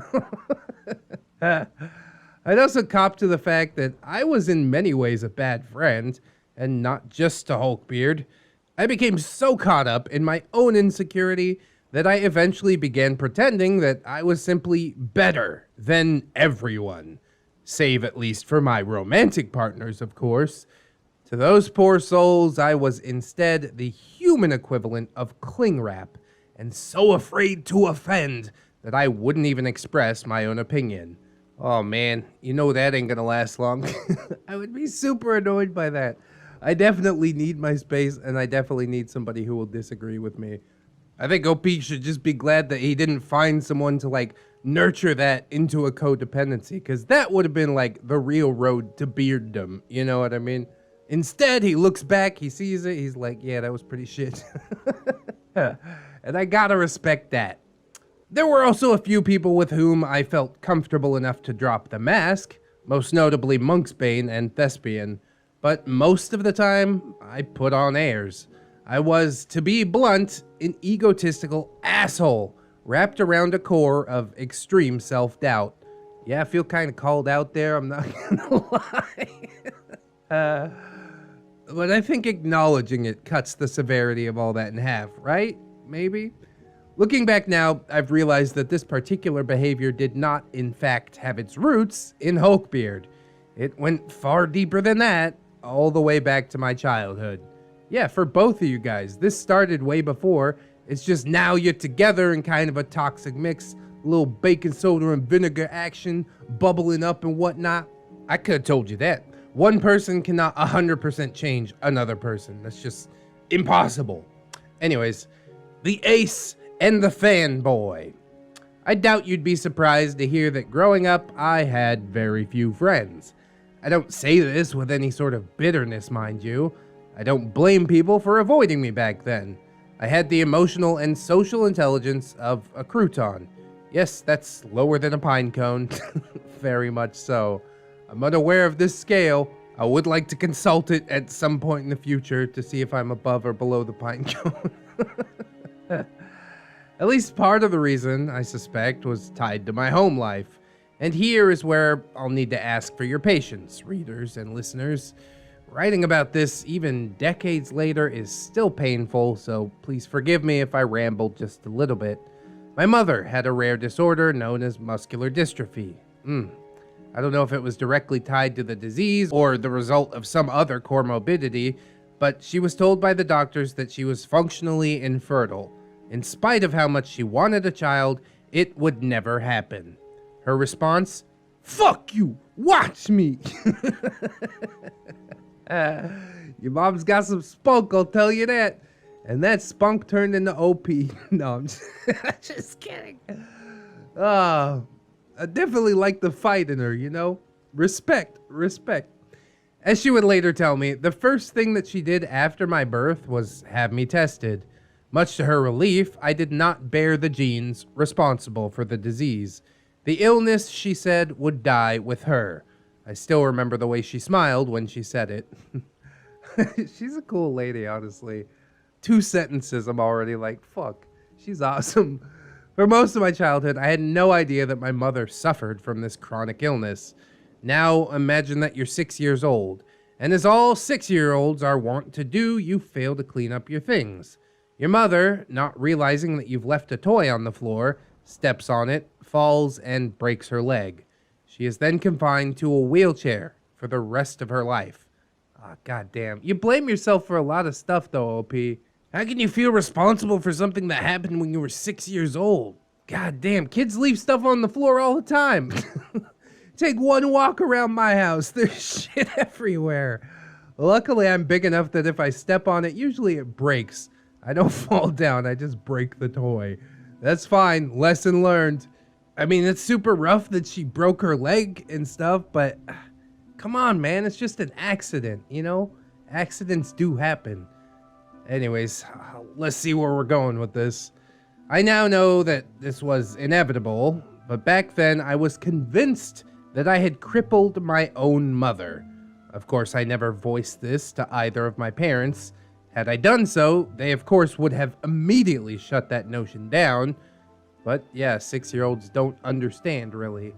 So with all that weighing on my conscience, I grew up with a disabled mother and a socially inept father who spent the majority of his time working to support the two of us. Socially inept father, that's me. I suspect there was another reason that he worked so frequently beyond supporting us as well. Perhaps it was his way of coping with the fact that the love of his life was now wasting away before his eyes, and there was nothing he could do about it. Oh, fuck, dude, that is heavy. I can hardly even imagine that thought. Like, my wife is so full of life. If I saw her like this, yeah, it would be too hard. It's too hard to even think about. Jesus Christ, man. Either way, that sort of environment isn't all that conducive to a child's healthy social life. And so it was that any friend that I'd met, I would hold on to for dear life. Broken Ace was one such friend. At the time, I thought he was everything that I was not. He was confident, attractive, and charismatic. He was good at almost anything that he set his mind to doing, or at the very least, he was better at those things than I was. The truth was that Broken Ace surrounded himself with people like me, social rejects that he knew would fawn over him. So long as we knew our place, he'd be perfectly pleasant. But the moment one of us attempted to rise above our station, he wasted no time knocking us back down, usually through verbal abuse framed as a good-natured ribbing. I mean, there's a fine line between abuse and ribbing, and a roast. I think roast is above ribbing, but below abuse. Ribbing is just like, you know, don't make it too personal. Roasts and abuse is about the line where I start to go, ooh, bad vibes. Can't do that. It didn't occur to me until much later that this was not how a true friend behaved. Instead, I emulated him. At least to some extent. I constantly mocked my friends because I kinda thought that that was just what one is supposed to do. So why have I told you all of this exactly? Perhaps in the hopes that it would provide some insight into how and why I turned out the way that I did, for myself as much as you. I want to be clear, however, that this is not an attempt to drum up sympathy, nor am I trying to excuse how I acted. All behavior has a source. And even the vilest of abusers often have a tragic backstory. And that's true with most of the beards on this channel. They are deserving of redemption except for a very select few, and I think you know who I'm talking about. Wheezy Beard, Casino Beard, Writer Beard. However, despite this tragic historical backstory, and even if they are someday redeemed, that does not erase the very real harm that they cause. Just as my childhood does not change the fact that at the end of the day, Hulkbeard is not the only villain in this saga. I had my own part to play. I could have practiced more introspection. I could have sought therapy. I could have recognized people like Broken Ace and Hulkbeard for what they were. But I chose not to. Yeah, I don't think any of that makes you a villain though, OP. At 22, I mean, I was not prepared to face down my demons either, you know what I mean? I don't expect that you knew that you needed therapy at this time. I don't expect that you could have seen how Broken Ace and Hulkbeard really were, you know? Hindsight is 2020. Don't beat yourself up too much about it. Anyways, at any rate, we've spent enough time in the incredibly distant past. It's time to shift back to the slightly less incredibly distant past.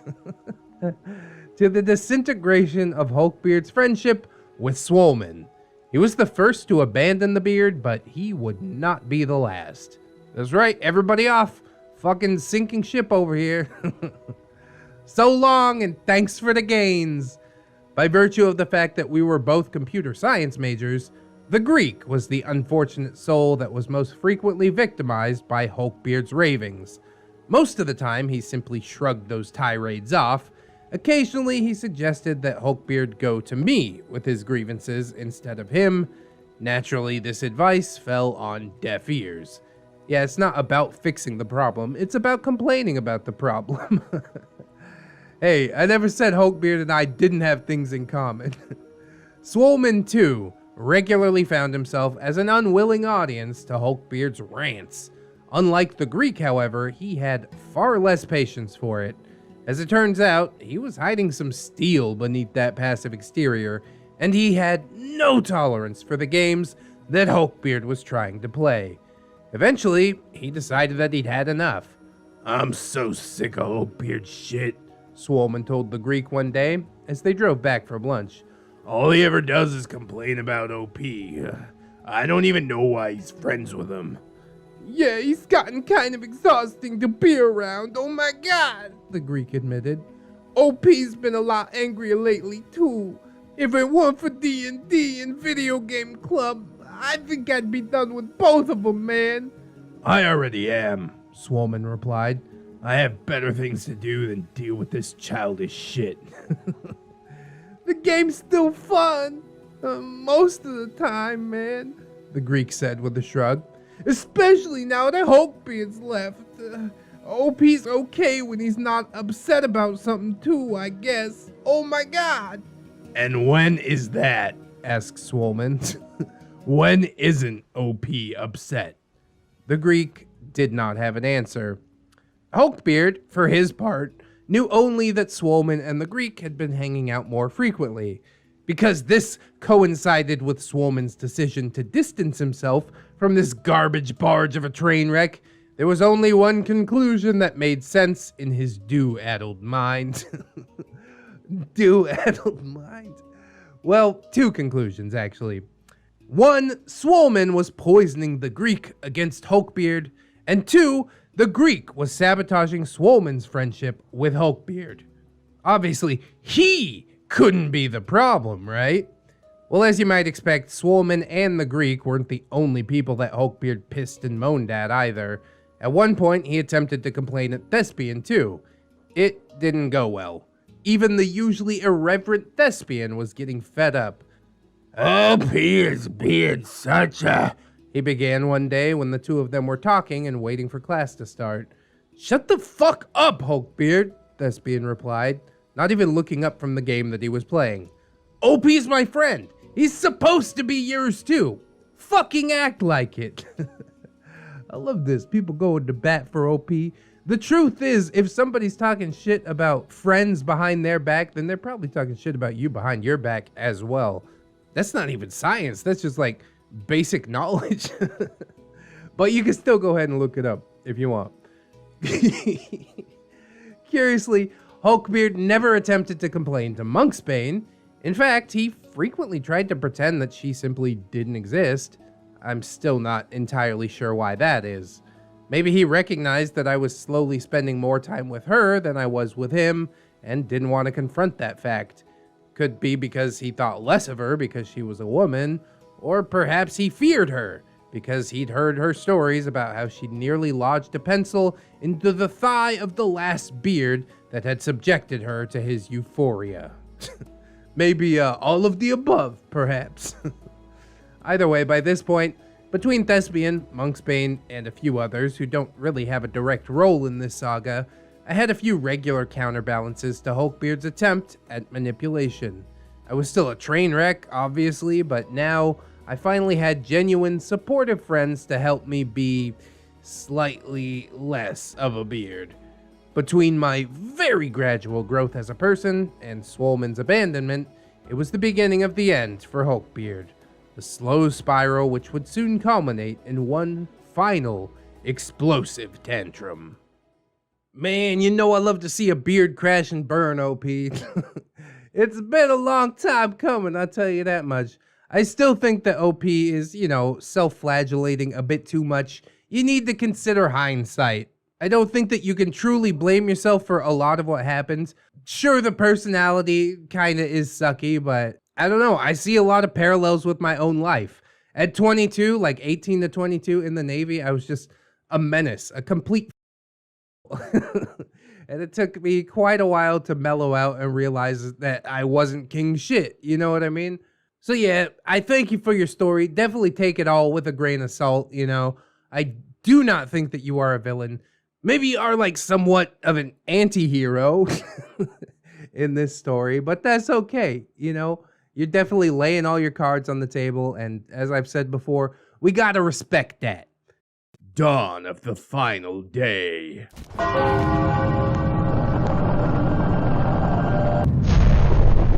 Hulkbeard, Chapter 5. Dawn of the final day. Yeah, that's a Majora's Mask reference. That's a good game. I'm into it. All right. Things were looking dire for everyone's least favorite beard. My least favorite beard is Naruto headband, but yeah, you close. Hulkbeard's apparent plan, if you could even call it that, was to turn everyone against me by complaining every chance that he got, and it had already backfired on him. He'd already lost one of his only friends. Good. Let the hate flow through you. As time went on, his relationship with the people around him grew increasingly frayed. Even more so, as he desperately attempted to salvage what few social connections he had left. Yeah, watch him backpedal. It's beautiful! I love it.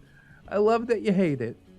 But first we'll get into the cast. The players, if you will. Captain Clown Show, that is ROP. 22, going on 23. An angry, insecure young man who has by now realized that once he graduates at the end of this year, he will effectively become homeless, trying and failing to figure out what the fuck one does with a BA in English, and growing increasingly fed up with Hulkbeard, even as I begin to mirror his fury. Yeah, BA in English. Retail sales? No, I'm playing. You can come teach English in Asia somewhere. That would be pretty nice, wouldn't it? That's the dream. That's the end game for a lot of neckbeards and weebs out there. Even the neckbeard lights, like OP and myself. Broken Ace is a childhood friend and bully. There's not really much to say about him here. So Hulkbeard is essentially what you get if you cross Bruce Banner with a fedora and approximately 200 pounds of Cheeto dust. By now he's grown so resentful that he is nearly unable to hide it. Contains so much wide that one might assume him to be a sommelier. Where does the resentfulness come from? Getting kicked out of the D&D game? He quit the D&D game. Is it because OP is dating girls and Hulkbeard can't find anybody to love? Well, yeah, you're gonna go all Lenny from Of Mice and Men and crush the girl's spine or whatever. It's hard to love a Hulk. We also got the Greek, a soft-spoken fellow with the love of all things nerdy and a fear of confrontation. Also had a tendency to lie excessively, either to talk himself up or to avoid confrontation. Monksbane, a walking paradox, simultaneously beard bait and beard repellent, a skilled artist and role player, and at this point in the story, one of my closest friends. Beard bait and beard repellent. That's like, one of those roach motel traps or something like that. They lure them in and then they kill them once they're inside. It's a good plan. Karen Beard is Thespian's roommate, a leg beard, every ounce as self-absorbed as Hulkbeard was angry. Oh, let's get some Karen Beard stories going. Thespian is a drama major who made no secret of his dislike for Hulkbeard. One could not even consider them friends, more like unfriendly acquaintances. Hulkbeard, of course, remained blissfully unaware of this fact until the very end. The other DM is Thespian's ex-boyfriend, DM'd the game between myself, Thespian, and Karen Beard. Oh yeah, we gonna get that story. I'm sure of it. But first, the short story called A Side of Cheese and Wine. Hulkbeard's resentment had reached nearly cataclysmic levels. His fuse became so short that he was basically akin to a walking supernova. His skin so thin that it made tissue paper look sturdy. I am near certain, had he made any effort to contain his anger, he would have inevitably popped like a Red Bull-filled balloon. Oh, somebody pop a Red Bull-filled balloon over me. That sounds delicious. Hulkbeard's true feelings manifested most prominently when we gamed together. I'll be the first to admit that I am startlingly bad at most video games, having the relative coordination and grace of a newborn elephant. It's okay to be bad at video games, OP, as long as you're enjoying yourself. That's all I'm saying. Don't let nobody make you feel a certain type of way about it. If somebody tells you that you're bad at video games, you just say, oh no, what happens now? Oh, fucking nothing? I continue to enjoy the game I was playing. Let's carry on then. There's only one exception to this, and this is the one point where I can and will sing my own praises, and that is in Super Smash Bros. Brawl. Brawl specifically? Although I'm not entirely sure why, something about the game just clicked for me. It was the one area of my life where I had complete confidence in myself. I guess that's kind of how I feel about Melee. I would say that I'm super good at like Rainbow Six Siege, but that wouldn't be true. That's a super hard game to get really good at. Not without reason, with the exception of Broken Ace, who I was unfortunately still friends with during the events of this saga, I was the best out of all of my friends. Hulkbeard, in particular, could almost never beat me. And of course, unsurprisingly, he hated that. Even prior to his downward spiral, he would simply never admit defeat. He would always have an excuse, as bad gamers are wont to do. The controller's broken. Yeah. Most of the time, his go-to excuse was that I only played Cheap characters and used unfair tactics. He would insist that I wasn't actually good at the game. He would whine that in a tournament like the ones he participated in, I would have no chance of winning. What's cheap characters? What's unfair tactics? They're all programmed into the game, bitch. If I want to turn up spam with Peach, I'm gonna do it until I get up a bomb and I'm gonna blow that ass up. That's my unfair tactic. Deal with it. Back when I was still in doormat mode, I tried my best to ignore his little jabs. I even let him win occasionally so that he wouldn't rage quit. But by now, I had grown a sturdy spine. Don't let him win. Don't do that. Sometimes kids need to learn a tough lesson. You know what I mean? My friends, even my children, will beat me in a video game when they earn it. Legitimately. And then the student becomes the master and I have to put my controller down forever. Scary. I mean, sure, my spine was made of paper mache. Okay, so not as sturdy. And it would likely break or bend at the slightest provocation, but I grew it myself. And damned if I wasn't gonna use it. That's right, the more you use it, the stronger it gets, isn't that right? Alright, Hulkbeard, I snapped after being subjected to yet another of his whiny tirades. Choose a character for me. I will play whoever you want, and you will still lose. I don't think Pichu is in Brawl. Probably Jigglypuff is the easiest one to beat, quote unquote. Hulkbeard, though momentarily stunned by my outburst, quickly regained his composure. Any character? He sneered, a glint in his beady eyes. Yes, I replied, any character. I'll even let you pick the stage. Fine then, he gloated, his lips twisting into a grin. You pick Jigglypuff. I'll be Meta Knight. Called this shit out. I probably even could have told you he's gonna pick Meta Knight. I played Brawl for a minute. For those who don't know Super Smash Bros. Though, Jigglypuff is widely considered to be one of the worst characters in the game. At least in Brawl, she's pretty fucking legit in Ultimate. Meta Knight, on the other hand, is often banned in competitive play. And again, in Ultimate, they evened them out. Ultimate is the Ultimate. I was mostly playing Melee up until Ultimate came out, and then all of a sudden I'm like, just never look back again. As promised, I mopped the fucking floor with Hulkbeard, which only made him angrier. Ugh, fucking bullshit! He howled, hurling his controller at the floor, or more accurately, hurling my controller at the floor, and I heard a loud crack as it bounced off the carpet. Why couldn't you just use your stupid Cro-Magnon forehead again, Hulkbeard? What the fuck, Hulkbeard? I yelled, jumping to my feet. Don't fucking break my shit! Hulkbeard glared at me and opened his mouth as though he was about to speak. No! I interrupted. Get that rolled up newspaper that we used on Osgood. Bad! That's bad! No. Fuck off! Go home!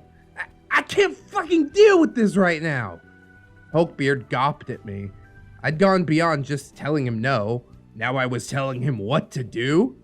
I said, go home! I yelled, slamming my fist into the coffee table. Hulkbeard muttered something that I couldn't quite make out, then shuffled off. About a day or so later, he apologized for his outburst, and I, like an idiot, accepted his apology.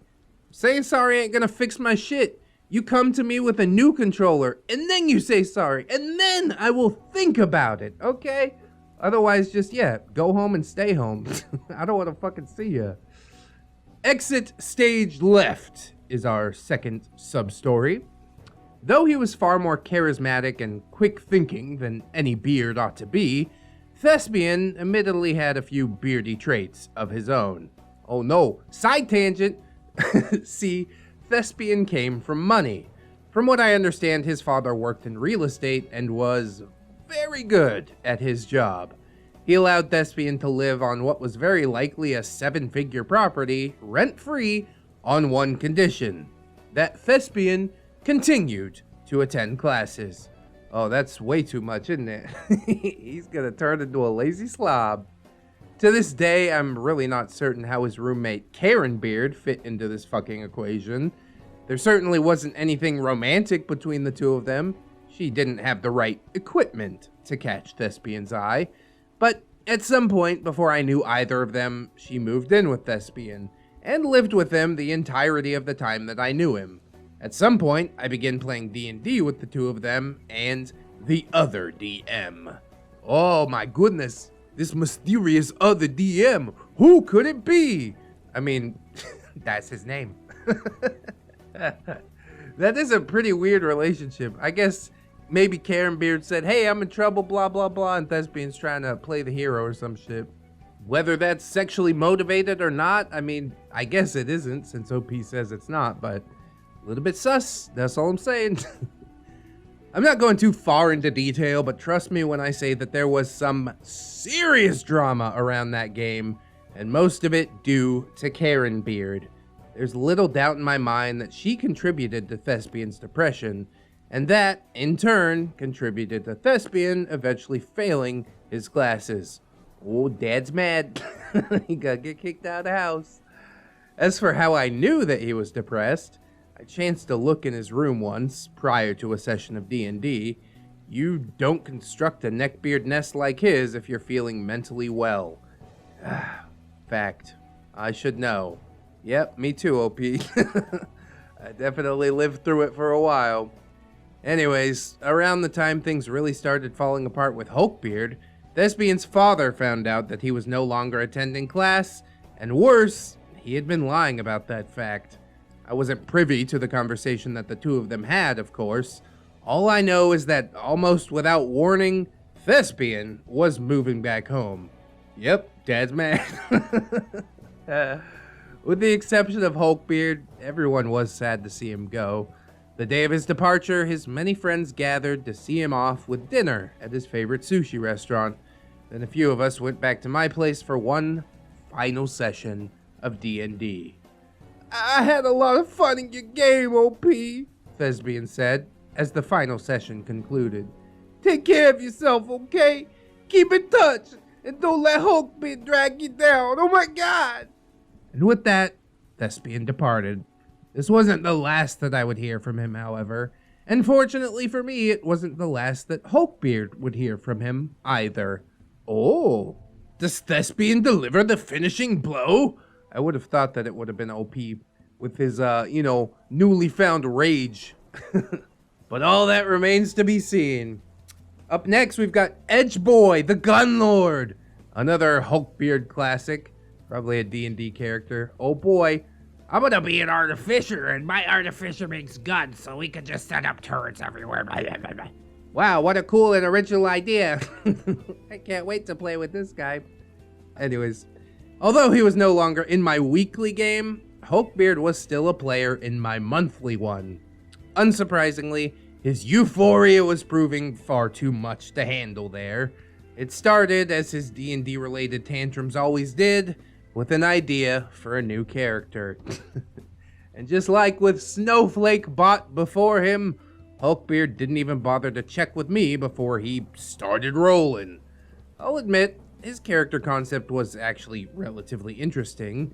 A drow elf assassin that stole some forbidden technology from what was essentially a machine cult, and then fled to join the Dungeoneering mercenary company. There was just one little problem.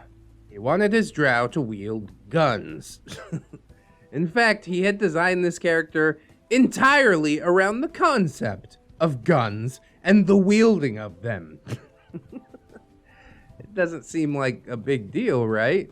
I guess not if you make like some reload mechanics that sort of balance it or something like that. But you know he doesn't want it to be balanced. He wants to be the the protagonist, the main character, of course. Here's the issue though. Back when he was still playing, Thespian had come to me with a similar concept. He wanted to play a roguish character who was essentially an homage to Captain Jack Harkness of Torchwood fame. I apologetically told him that the technology for firearms didn't exist. Like an adult, Thespian said he understood and set to work on a different character. No harm, no foul. Well, how do you suppose Hulkbeard responded? Not well. Not with a tantrum, actually, believe it or not. No, by now he realized that he wouldn't get anywhere with stubborn hostility. Instead, he changed his tactics and went the other way that neckbeards do, throwing himself the mother of all pity parties. Oh, I just wanted my dark elf to wield guns. Oh, my life is so sad since I can't have my dark elf wield guns. Well, you stupid. Hulkbeard said that everybody hated him, and he didn't have any friends outside of D&D, and one of the only friends he had left was treating him like shit. And he was depressed, and he was alone, and he was unlovable, and gaming was the only thing that brought him any joy, and he couldn't bear to have that taken from him too. I'm not saying you can't join, I'm saying you can't join with your fucking try-hard edgelord character. Roll something else! Somehow, he knew that if he could just make me feel bad enough for him, I would give him what he wanted. And he was right. Much to my shame, I caved. Oh, come on, OP! You were doing so well. And thusly, Edge Boy the Gun Lord was born. Oh, God. And because Hulkbeard was to role-playing, what Nicolas Cage is to acting, Edge Boy was just like Snowflake Bot, and not Deadpool. And I imagine just like every other character that he had ever played ever in life. With one exception.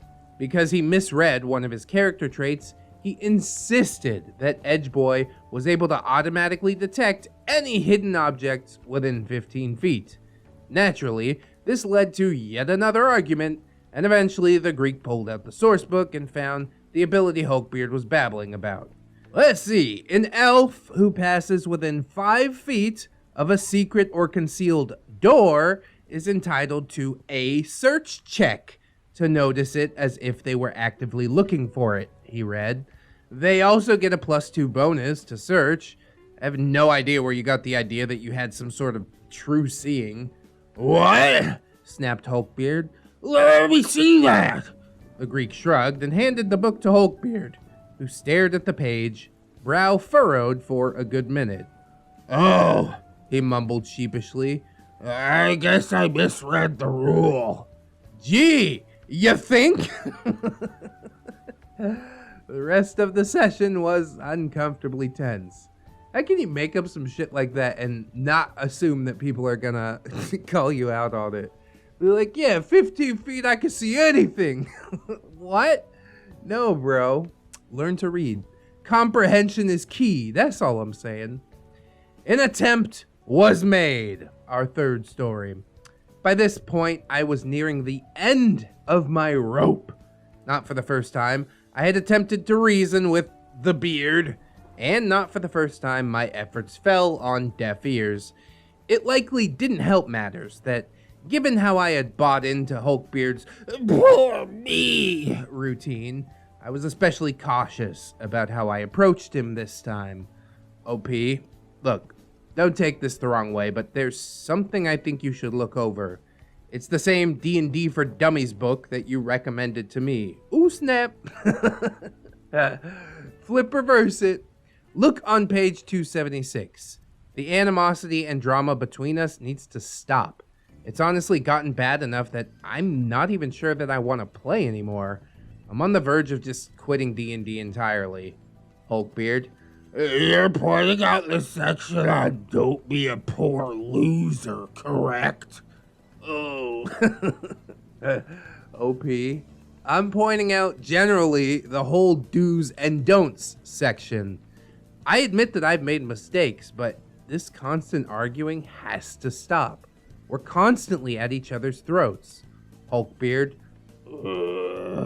This is getting real stupid, you know that, right? And D&D isn't all that special to me or anything. Hell, my characters got butt whipped tons of times before your campaign. Characters. All I'm really saying is that my arguments aren't just whining. You're doing things poorly and or wrong. OP. That's a very insulting way of putting it. Hulkbeard. If you refuse to acknowledge this, I'll simply stop playing. I'm done pussyfooting. You refuse to acknowledge that some things simply are hard to kill. You want to hurt my character. Please quit the game, Hulkbeard. Please.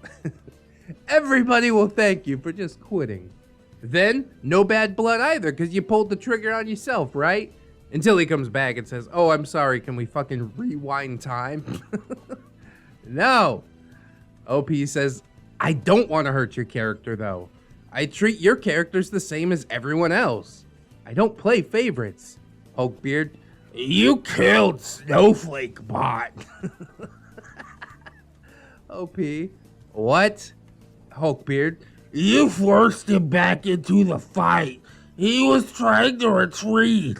OP. That was the Greek that did that. Hulkbeard. But you let it happen, though.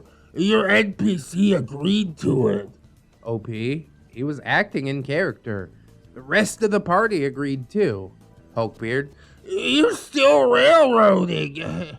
You don't let anyone do what they want. It's just bad DMing. OP. There's a better way of saying I don't like what you're doing here than simply saying you're doing it wrong. Hulkbeard. I know. OP. Or saying that I'm running the game poorly. Hulkbeard. Dude, I've tried to explain better ways to do things. You constantly dismiss it as me just being whiny.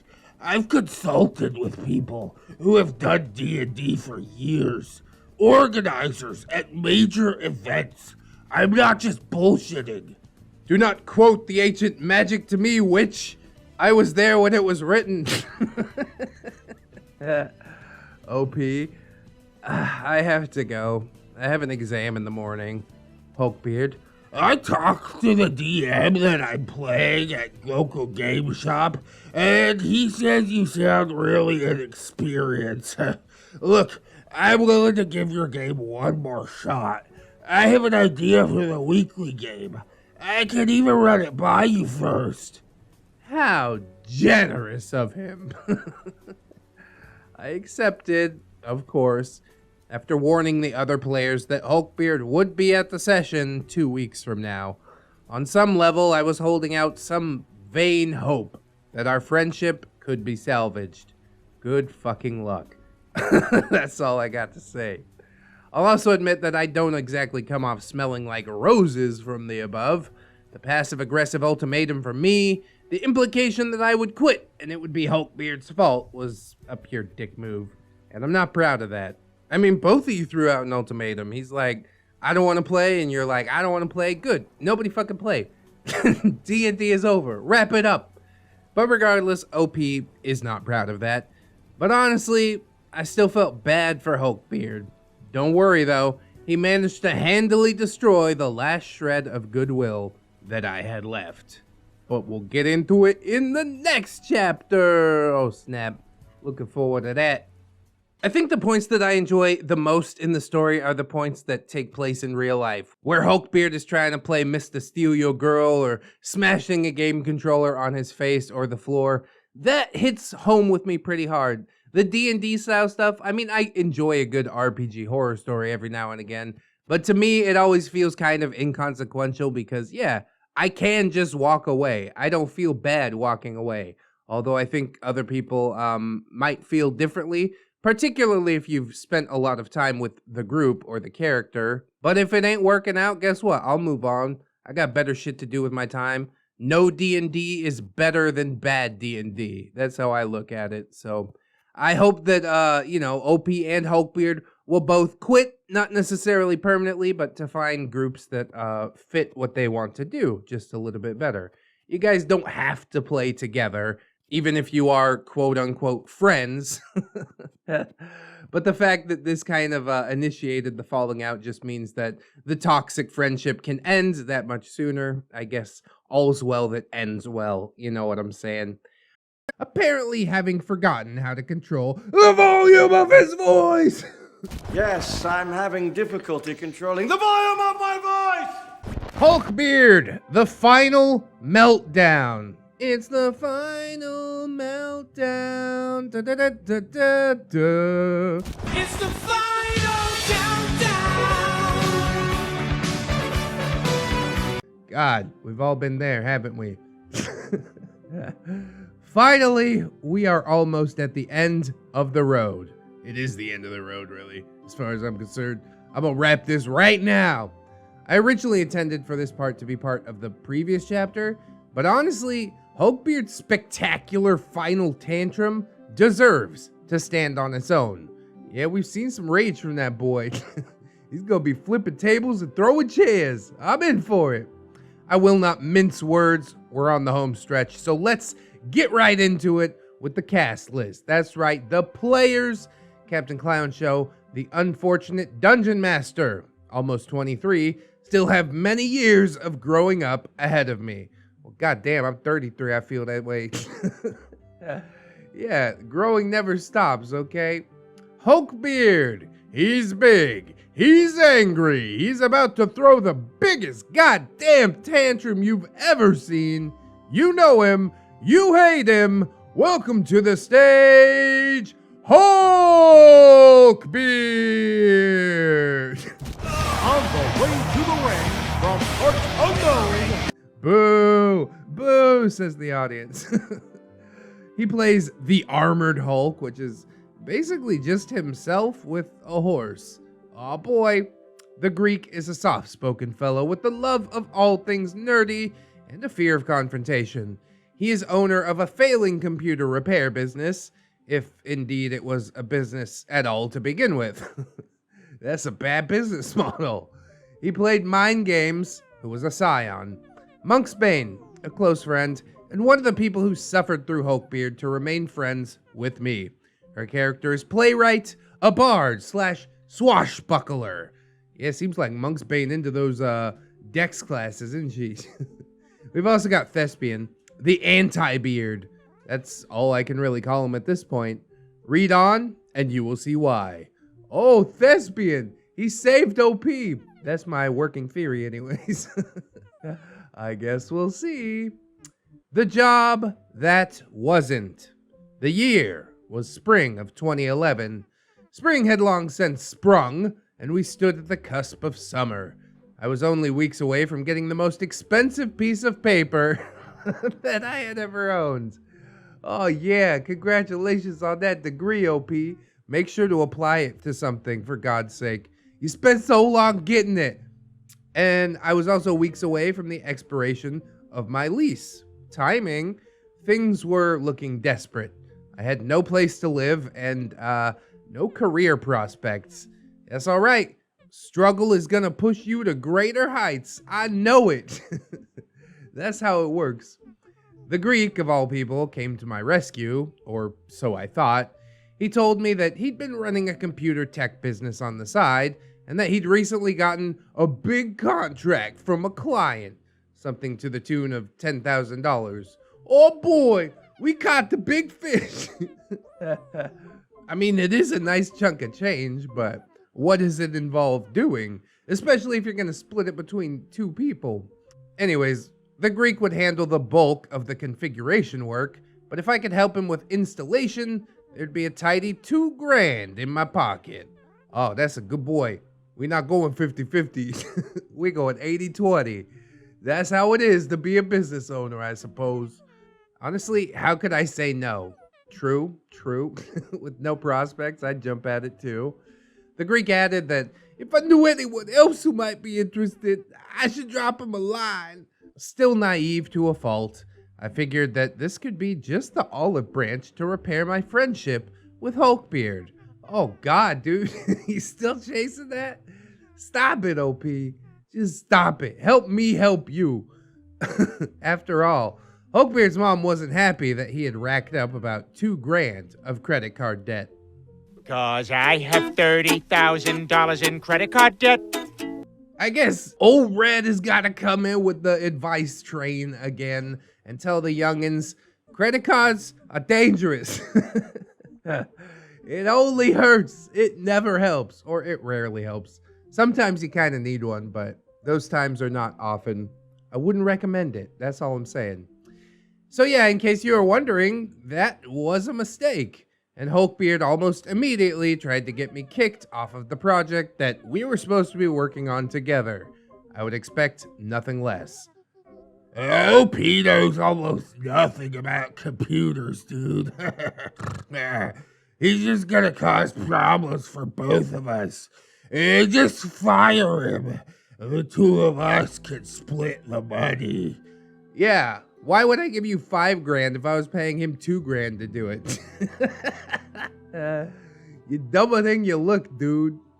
I'm not gonna do that, Hulkbeard. Oh my God, replied the Greek. You literally only knew about this job because OP did you a favor. Don't you think it's kind of shitty that you're trying to sabotage it for him?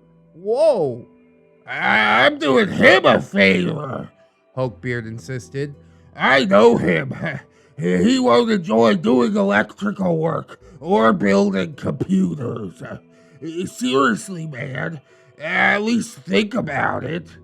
It doesn't really matter if OP actually enjoys the work or not. I'm sure he enjoys the money that comes from the work. And more importantly, he needs it. So what the hell? Lay off. And the Greek is with me.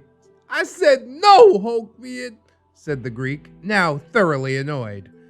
Okay, at least you should pay me more than him, whined the incredibly pitiful Hulk. Why? Well, I know way more about computers than OP, Hulkbeard proudly announced.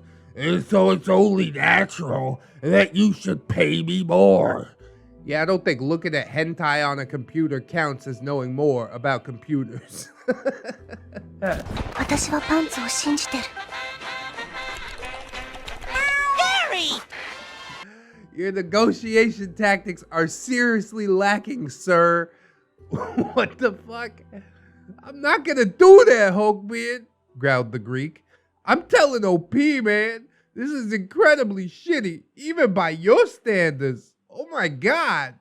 Unsurprisingly, Hulkbeard panicked and almost immediately went into damage control mode. The Greek couldn't tell me if he told me first. Of course, he tried to make it sound like he only had my best interest at heart. Oh, OP, please tell me you did not believe it. Please. I still have some respect for you, OP. You gotta kick him in the nuts now. Considering it's the finale, I think that's exactly what happens. I hope. So yeah, at that moment, it was like a veil was lifted from my eyes. Thank God! I realized that I've been here before. After every breakup and failure, Hulkbeard had been there, whispering into my ear. the trilby-clad devil on my shoulder that insisted that he was an angel. I had officially graduated from pinecone to potato on the social awareness scale. Congratulations, you can power a light bulb. And indeed, the light bulb lit up with some ideas. But even then, some part of me, no, OP, no, bad. Some part of me still wanted to give him the benefit of the doubt. Why? What? Some part of me desperately hoped that I was wrong. When someone tells you who they are, OP, listen. Why are you doing this to yourself? Surely there was a reasonable explanation for all of this. Yeah, that dude's a piece of shit. What more do you need? I would ask him at D&D, I reasoned, face to face. That way nothing would get lost in translation. A potato may be higher than a pine cone, but it's still just a potato. Ah, God damn it. Well, at least I know there is a falling out at some point. Let's get to that! I don't want to be frustrated any longer. Hulkbeard goes green. The weeks flew by. Hulkbeard and I hashed out what would be his final character, the Armored Hulk, a narcissistic nobleman trapped in a suit of unbreakable armor, one who followed the chivalric code of honor to the letter, I'm sure. As expected, the character ended up just being another Hulkbeard. In hindsight, though, this character was probably the closest to Hulkbeard's personality of any of the characters that he had ever played. Yeah, he's just not even trying anymore. Unsurprisingly, the Greek's job fell through over that time span. I was bummed, but I thanked him for letting me know. Hulkbeard, meanwhile, he started calling the Greek like almost constantly, demanding to be paid a severance fee. You worked for me for like a few days, a week. Get the fuck out of here. There's no severance package, okay? Yeah, a severance fee for this project that Hulkbeard was only tangentially attached to. And he followed up that demand by insisting that the Greek pay me nothing. You understand, I didn't get the contract. Even if I had the money, you wouldn't deserve it. But I don't have the money. The Greek, of course, relayed all of this to me. Before the session began, I steeled myself. I wanted to do this as diplomatically as possible. Maybe I could still help Hulkbeard see the light. Let it go, OP. Drop it. So, hey, Hulkbeard, I began. I know you've been talking to the Greek about the project, and I don't know, dude. I could be homeless at the end of the semester. Why do you think that you should get the severance fee instead of... I need the money more than you! You got a gambling addiction or something, son? You could tell me. I took a step back and stood in shocked silence for a moment. I tried to be reasonable, and Hulkbeard's reaction had been that. Regaining my composure, I wiped the spittle from my face. Forget it. let's just play. No, the correct answer is get the fuck out, you two-faced bastard. The game went well enough for a time. The armored Hulk tracked down the party, enlisting their aid in overthrowing his tyrannical brother. Having long since defeated the Ogre King and having nothing better to do, the party agreed and set out in the direction of Armored Hulk's estate. Along the way, they encountered a marsh, wherein Armored Hulk nearly ran down a frantic crying peasant woman with his horse. Playwright immediately set to work trying to calm the hysterical girl. I'm gonna roll a diplomacy check to begin Monksbane. I want to roll diplomacy and calm the peasant. Hulkbeard interrupted proudly. If looks could kill, Monksbane would have reduced Hulkbeard to a pile of smoldering green ash. And that would have been for the best. Okay, Hulkbeard, I replied. You give Monksbane a +2 to her roll. What? She was already rolling when you interrupted her, I continued. Go ahead, Monksbane. Given that this was a 17th level bard, success was practically a given. Calming down slightly, the young woman, still warily eyeing the armored brute that had almost just killed her moments before, began to speak haltingly to Playwright. Our village was attacked by a dragon, she managed, her gaze darting frantically between Armored Hulk and the sky above. I barely escaped. I think it took my sister. Gods, my sister. You have to help. I don't believe you. Snarled the Armored Hulk, brandishing his lance. Tell us why you're really here. Jesus Christ. That's some quality roleplay. Mwah! What the hell are you doing? Playwright shouted, positioning himself between Hulkbeard's character and the woman. This poor girl's clearly traumatized, and you're treating her like a damn criminal. Yeah, this is kind of fucked up, chirped Mind Games. Hulkbeard looked at me with a grin on his face. I rolled diplomacy on Playwright. You can't do that, Hulkbeard, I said with a sigh, pinching the bridge of my nose. Playwright is a player character. If you want to convince him, you will need to roleplay it. There we go. Let's see some more of that quality roleplaying. As it turned out, the Armored Hulk wasn't actually wrong about the girl. He was just an asshole. The maiden was the dragon, an act to lure unsuspecting adventurers to their deaths. After a brief fight, the dragon decided that this particular group of do-gooders wasn't worth the trouble and winged it back to her lair. At this point, I called for a quick pause to the game. I admitted that I had made a minor oversight and forgot to look up the depths of marshes online. It's obvious your railroad doesn't go that way.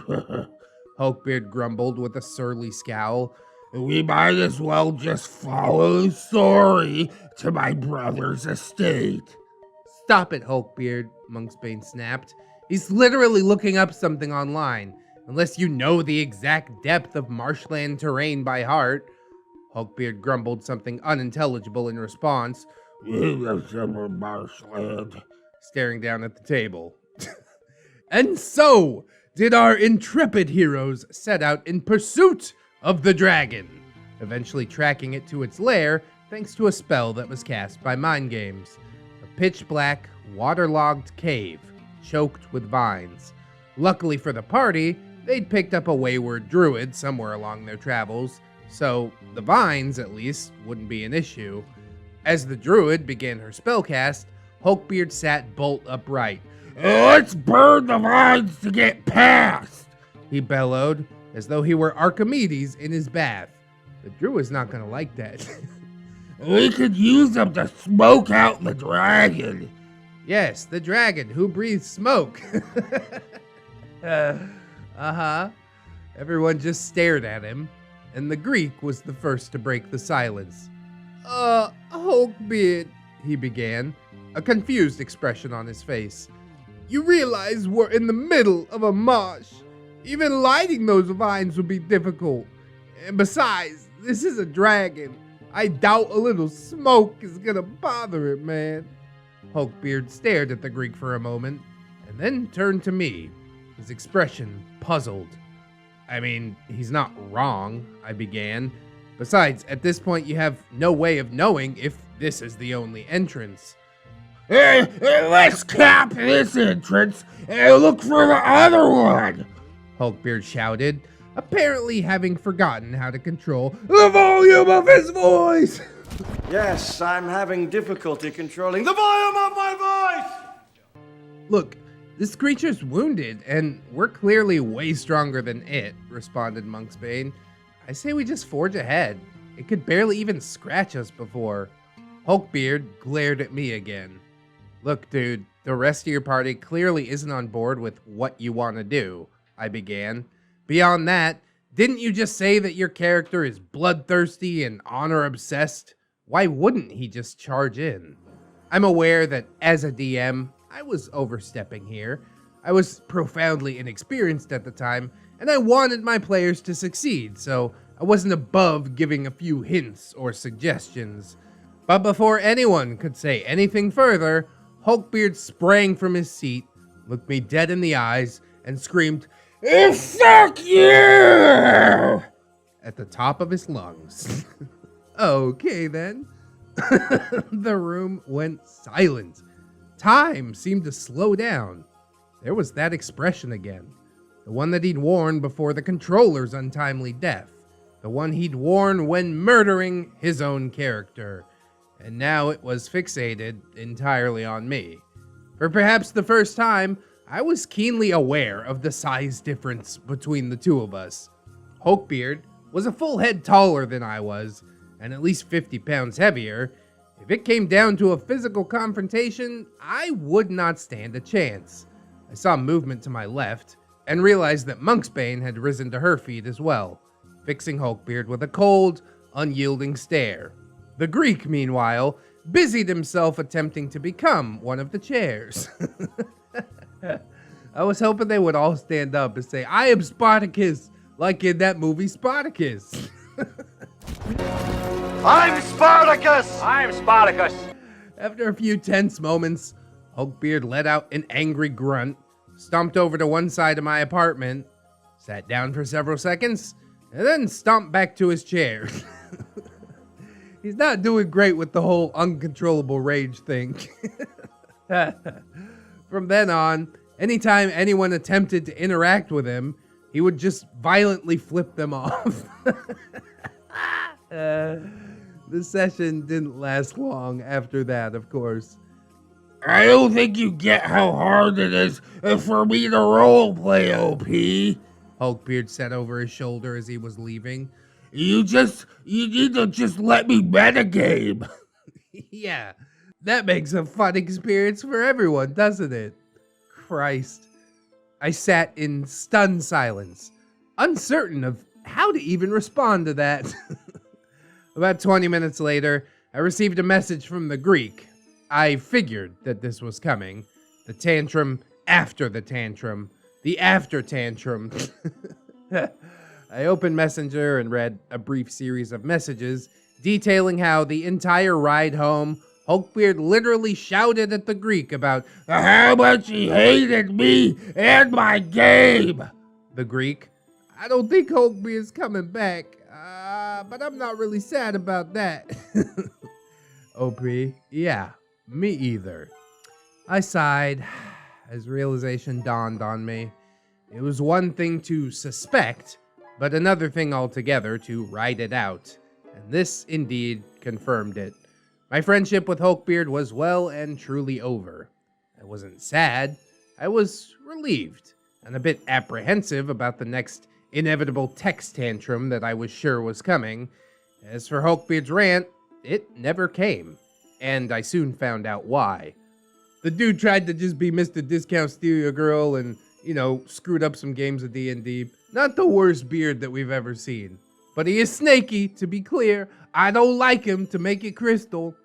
And the final entry here is Thespian the Anti-Beard. I'm still not sure if Thespian found out about Hulkbeard's conduct through Monksbane or the Greek. What I do know is that he went fucking nuclear. Thespian, another tantrum, Hulkbeard? Really? Let me guess. You're about to start whining at OP and telling him it's all his fault, right? Hulkbeard. What? Thespian. Don't play dumb with me, you fucking man-child. I am so done with you, and so is every fucking one else. You're a shitty role player, a shitty friend, and a shitty person. OP is better off without you. He might not realize it, but I know for a fucking fact that he is. I am so fucking done watching you screw with my friends. So here's what's gonna happen. You're gonna put on your big boy pants. You're gonna send OP a respectful message apologizing for your terrible behavior and telling him that you are dropping out of all his games forever. And then you are going to fuck off. And then when you get done fucking off to wherever you fuck off from there too. And just keep fucking off and never stop fucking off. Fuck up, fuck up, fuck up, fuck up. Get out! Well, I think that's monetization on this video. Thanks for watching, everybody. But yeah, it's not over. I'm not certain what it was in this tirade that made Hulkbeard actually listen. Perhaps it was the way Thespian just tore him down, brick by dew-soaked brick, picking him apart the same way that Hulkbeard had picked me apart throughout our entire friendship. Maybe Hulkbeard simply had never had anyone address him that way before, so he didn't know how to do anything except listen. Yeah, like most bullies, they shut up and listen real quick when you fucking smack them in the mouth. Maybe on some level, Hulkbeard knew Thespian was right. Our friendship had become toxic, and not just for me, but for Hulkbeard too. I received Hulkbeard's apology later that evening, and it was succinct enough that it barely even sounded like him. Hulkbeard. I'm sorry for my behavior. I don't think I can play D&D with you anymore. Sorry. So this time, I let him go. I finally understood that even if there was something left to salvage, Hulkbeard was no longer worth the effort. Maybe he never had been. Ooh. I will go ahead and jump straight into the next part and find out where are they now before I give my final thoughts. Hulkbeard Epilogue. That's my secret. I'm always euphoric. Yes, too euphoric for this planet. I spent the next several days in something of a confused haze. I barely knew what to make of anything that had happened. Almost all at once, I had found out that someone I thought to be my best friend was in fact a toxic, resentful man-child who seized on every opportunity that he could to sabotage me, and it was a lot to take in. Yeah, we see a lot of that sabotage and blackmail and backstabbing. It's kind of par for the course as far as beard stories go. At the same time, I did feel lighter somehow. Like all that had been hanging over me for several years was finally just lifted away. The insecurities that Hulkbeard had prodded throughout our friendships were still there, obviously, but now they no longer had someone constantly dragging them to the surface. But of course, a gaslight for the road. A week or so after his final outburst, Hulkbeard contacted me again. He wanted to meet up and talk. I agreed, if only because I wanted to understand exactly why he resented me so deeply. Going in, I understood that our friendship was dead for good, and this was the closest thing that it would receive to a funeral. Does it really even deserve a funeral, though? I wouldn't show up, but I'm sure the real ones of the channel who know my personality could have guessed that by now. I want to explain why you make me so angry, OP. Hulkbeard began. Especially during D&D. It's the music. God damn it. I hate the background noise. It's distracting, and it makes my ADD get really bad. Okay? Explain your shitty attitude like in every other aspect of your life. This is the lamest excuse ever. I see, replied OP, remaining as impassive as I could. It wasn't just D&D though, He continued in the most pitiful tone of voice. You were always working on your D&D campaign, even when we hung out. It was insulting. I felt like you were constantly ignoring me. I mean, I put a lot of work in because I wanted people to enjoy my game, I responded. You included. Had I been ignoring him? I wasn't sure. We'd had plenty of hangouts where we both just sort of did our own thing on our laptops. I had assumed, perhaps wrongly, that he was fine with it. Should I have asked him? I mean, if he's not willing to speak up about it, then I think assuming everything's fine is, fine. Who cares if you've been ignoring him? If he never brought up the subject, then yeah, who wouldn't assume that everything was just okay?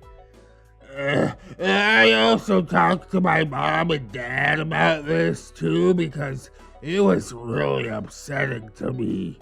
Mommy, they kicked me out of my pretend game. What a loser, Hulkbeard said with an edge to his voice. My mom says you're a selfish, uncaring jackass. And my dad says I have really shitty taste in friends. Oh boy. Of course they're gonna back up their big fat baby boy. They're gonna bring him a diaper and wipe his hiney and bring him some Mick and tell him everything's gonna be okay. It's not okay, Hulkbeard. You're gonna die alone. So yeah, that was when I truly saw Hulkbeard for the first time, I think. He wasn't a monster. He wasn't some mastermind of manipulation. His bitterness and spite didn't come from a place of cruelty or malice. Hulkbeard was, at the end of the day, just a scared little boy who never learned how to grow up. Huh. I think that is a pretty accurate take, actually. I just never felt like you actually cared about me as a friend, OP. He continued. All you ever thought about was yourself, and all you ever did was make fun of me. I see. Well, that's all I wanted to get off my chest, Hulkbeard mumbled, looking almost deflated. Do you want to play some racquetball? Sure. It's been a while. As we played, I think both of us understood that this was it. After the last round, our friendship was done. Neither of us mentioned it. We didn't need to. The final bridge burns! After Hulkbeard and I went our separate ways, the remainder of my friends gradually froze him out. The last holdout was the Greek, who Hulkbeard continued to harass about the severance pay for the job that fell through. He was still on about that job, still obsessed with getting paid more than me. I had accepted that the money was not coming. Honestly, there probably wasn't any job at all in the first place. I had moved back in with my parents for a month or so before eventually landing a job in the book department of a thrift shop. Hey, cozy. Then I spent a couple of months couch surfing while looking for a more permanent residence. Hulkbeard, meanwhile, called the Greek to ask if everyone was ignoring him. According to the Greek, he eventually stopped logging on altogether since his words were, and no one was talking to him. I did see him a few times in passing, playing in the bi-monthly drop-in game at the tabletop store. Neither of us greeted the other. Kinda sad, but yes, just desserts. Everybody, go do your own thing. Be happy without the other. That's fine. So, where are they now? Well, Captain Clown Show, ROP, is now older, wiser, and the proud owner of a Bachelor of the Arts in English, the post-secondary equivalent of a non-alcoholic beer. I learned 2 years ago that I've been struggling with undiagnosed, untreated ADHD alongside chronic depression and an anxiety disorder. I knew about the latter two, but a whole lot of stuff started making sense when I learned about the former.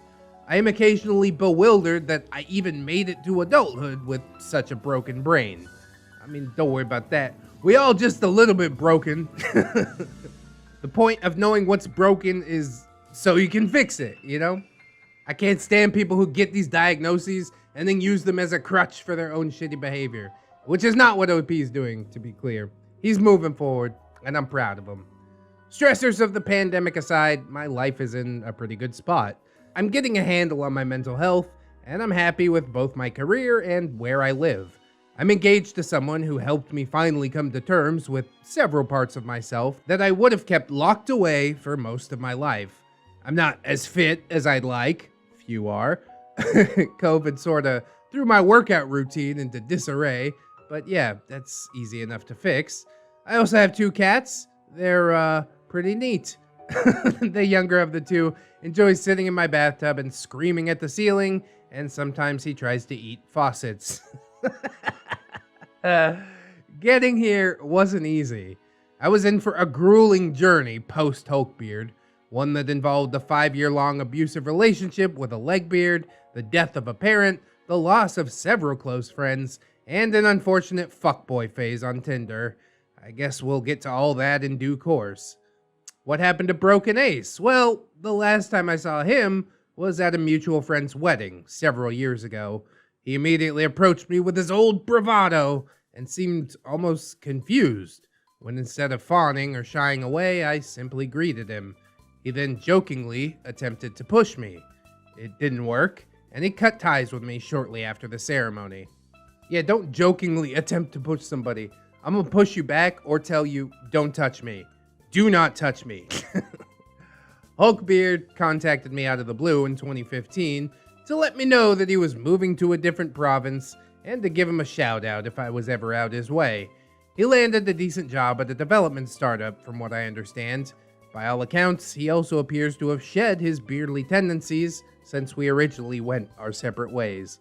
Oh good, he grew up a little bit. I bear him no ill will, and I wish him the best of luck.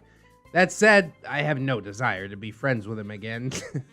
That chapter of my life is closed, for good, and I do not miss it. Karen Beard. I don't know where Karen Beard is, or what became of her, and I do not care. She is perhaps the only person in this entire saga that I still hold in contempt, and I'll go into reasons why as I write about her. Monksbane moved back home after failing out of university. Oops. Eventually, she ended up living in a polyamorous commune with several other people. Sadly, she deleted her socials, and as a result, I have lost contact with her. Bro, she joined a cult? You could just say it like that. Jesus, she seemed pretty cool, but wow. What a twist. I'm still hopeful that someday we can rekindle our friendship. Working with her was the most fun that I've had collaborating on any creative project. She was a dear friend, and I still miss her to this day. The Greek, much like myself, cringes when he looks back on who he was during the Hulkbeard years and the ensuing aftermath. I met him at a mutual friend's going-away party in 2019, and the first words each of us said to the other was an apology. Once the plague in my area finally goes away, I'm gonna go grab a beer with him. He is good people. Swolman. Once my friendship with Hulkbeard ended, there was really nothing anchoring Swolman and I to each other, and he just sort of drifted away, as was his tendency. Though we're still somehow friends on Facebook, and yeah, he's an accountant now. A muscle-bound Asian accountant. Thespian. We still chat on Facebook occasionally. He talked his way into a well-paid property management job without any credentials or knowledge or education. And then he used that to springboard into a job at a private security company. Huh. And people say theater is a useless major. It's true, you just have to act your way through life. The wisest words. Afterward. So, that's it. The unfortunate chronicling from beginning to end of my 4-year friendship with a neckbeard. When I started writing this, I never really expected it to be quite this extensive. nor did I expect to encounter new insights about myself that I had long since forgotten. Hulkbeard's fed aura was powerful, true, but looking back, I've little doubt that I played my part in helping it grow even stronger. On some level, I looked down on him. On some level, I began treating him much the same way that Broken Ace had treated me. Maybe I was actually the one who planted that seed of resentment deep within Hulkbeard's heart at the outset. Or maybe it was already there and I simply helped it grow.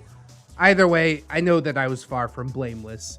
Perhaps, had I been a better friend, this might never have been a Neckbeard story, but who can say? At any rate, this isn't the last that you will hear from me. Hulkbeard was far from the only Neckbeard in my life, and there are many more tales to come. But in the meantime, take care of yourselves.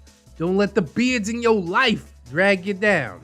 Don't let anyone tell you that you're unworthy of love, compassion, or happiness, because I can say with certainty that you are better than you think. Farewell for now, my fedora-clad friends. All hail the Jerry Army. And so it was that Hulkbeard ended, not with a bang, but with a whimper. And I think that's fitting, you know? I still don't think that OP was the one to plant this seed of resentment. He just seems like a resentful person who's looking for a reason to hold a grudge, you know? But that was a younger, dumber Hulkbeard. You know what I'm saying? People grow up. I'm glad he was able to shed his beard, at least the one on the inside. I don't know about his facial hair on the outside, but it doesn't really matter because, yeah, he shaped up. He turned into a better person. It seems like basically everybody got a happy ending, except for Monksbane, who joined a cult. I know it might not be a cult. He just said commune, but to me, it seems kind of cultish. So I'm hoping the best for her, and yeah, I'm glad for everybody else. Honestly, the story ended a lot better than it could have. I always hope for fireworks or a physical altercation or something like that, but just agreeing to disagree and parting ways, that's absolutely fine too. I mean, that is how most Neckbeard stories probably do end, you know? So good. We're no longer friends, and both of us are okay with it. And thusly, we close the book on Hulkbeard. I do hope that you guys enjoyed the episode, the saga, in fact. I hope that you'll like, comment, and or subscribe. You can also share the video around. That's like the real MVP play. We should see the whole thing smashed together in a couple more months. I hope you guys are looking forward to that as well. Please do check out the links in the description. You know, Teespring, Amazon affiliate link that currently goes to my microphone. Yeah, plugs, podcast, playlists, just basically whatever you can imagine. All your wildest dreams, totally down in the description. So please go ahead and check it out. We've also got my social medias. Yes! Twitter, Discord, Facebook. Come on through. Say hello. I would appreciate it. We've also got my gorgeous, wonderful, beautiful, generous patrons over on Patreon, and I would like to thank them, as I do every video, Jerry much. So thank you so much. Robert Waits, Baron Von Waggy Pants, Jarhead Jerry, Oorah, River Jerry, Rogue, hey, that's a new one. Welcome to the fold. Coming in with that big pledge.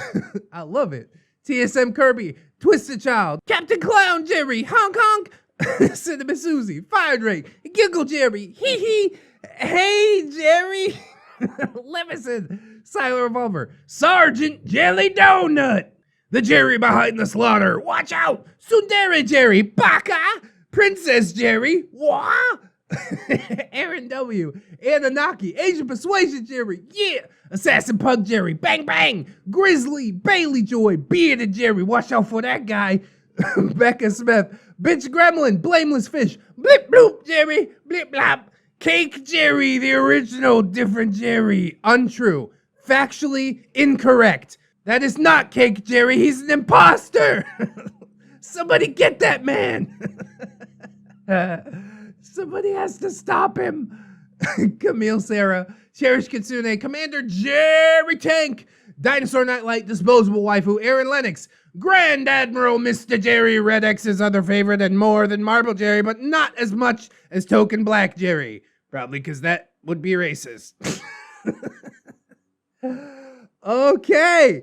Gypsy, Adrian BR, Heathcliff, a pimp named J. Crisp, J.M. Coon, Jerry with an I, quite a different Jerry. The original Jerry, Jerry Satori, Jerry that's more Jerry than the other Jerrys, except the Jerry that said he's more Jerry than other Jerrys, and that's a Jerry fact.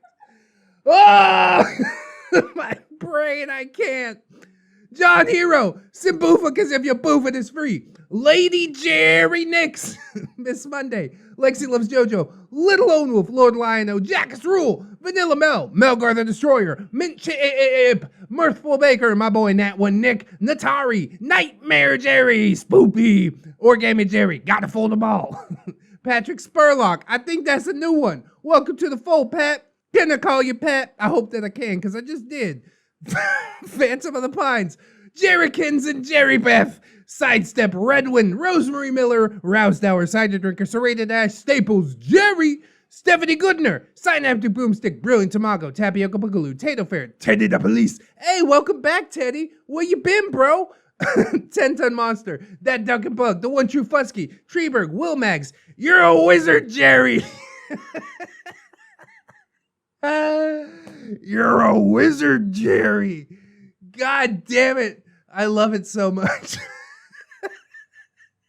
Yet another different Jerry.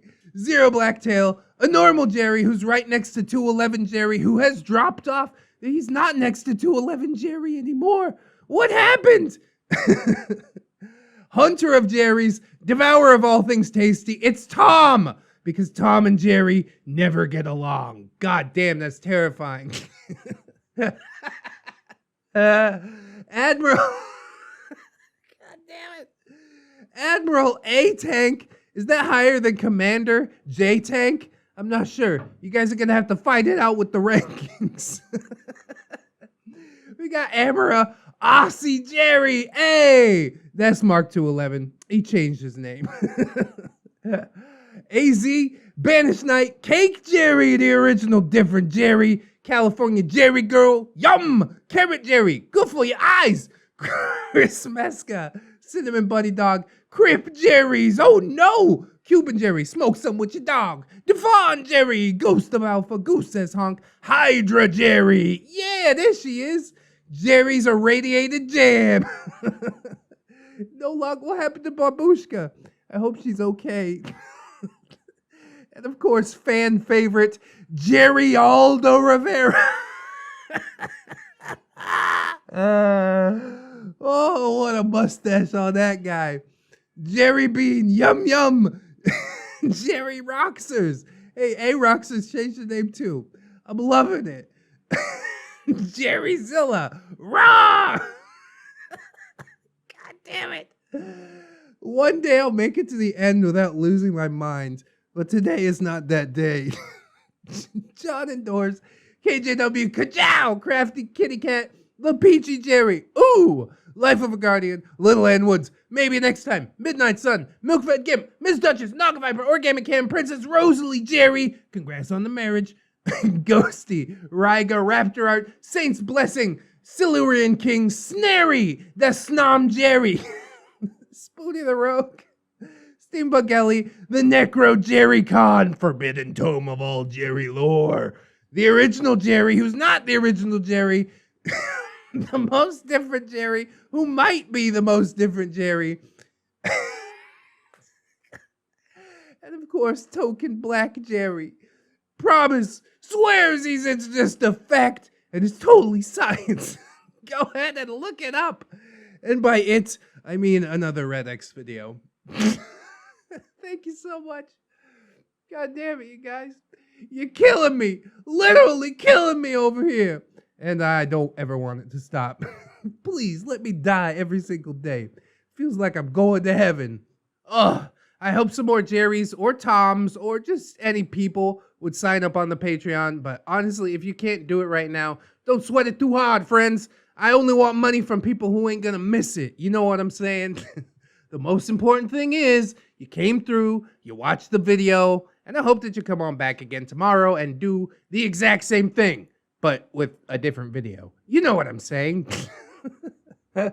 In order to do so, you need to keep yourself safe out there. Wash your hands, but also take some time out and do something that you personally enjoy today.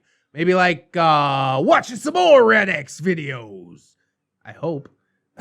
Always remember, friends, that you are loved, you are worthy, and you definitely deserve it. I shall see you in the next one, and until then, bye-bye.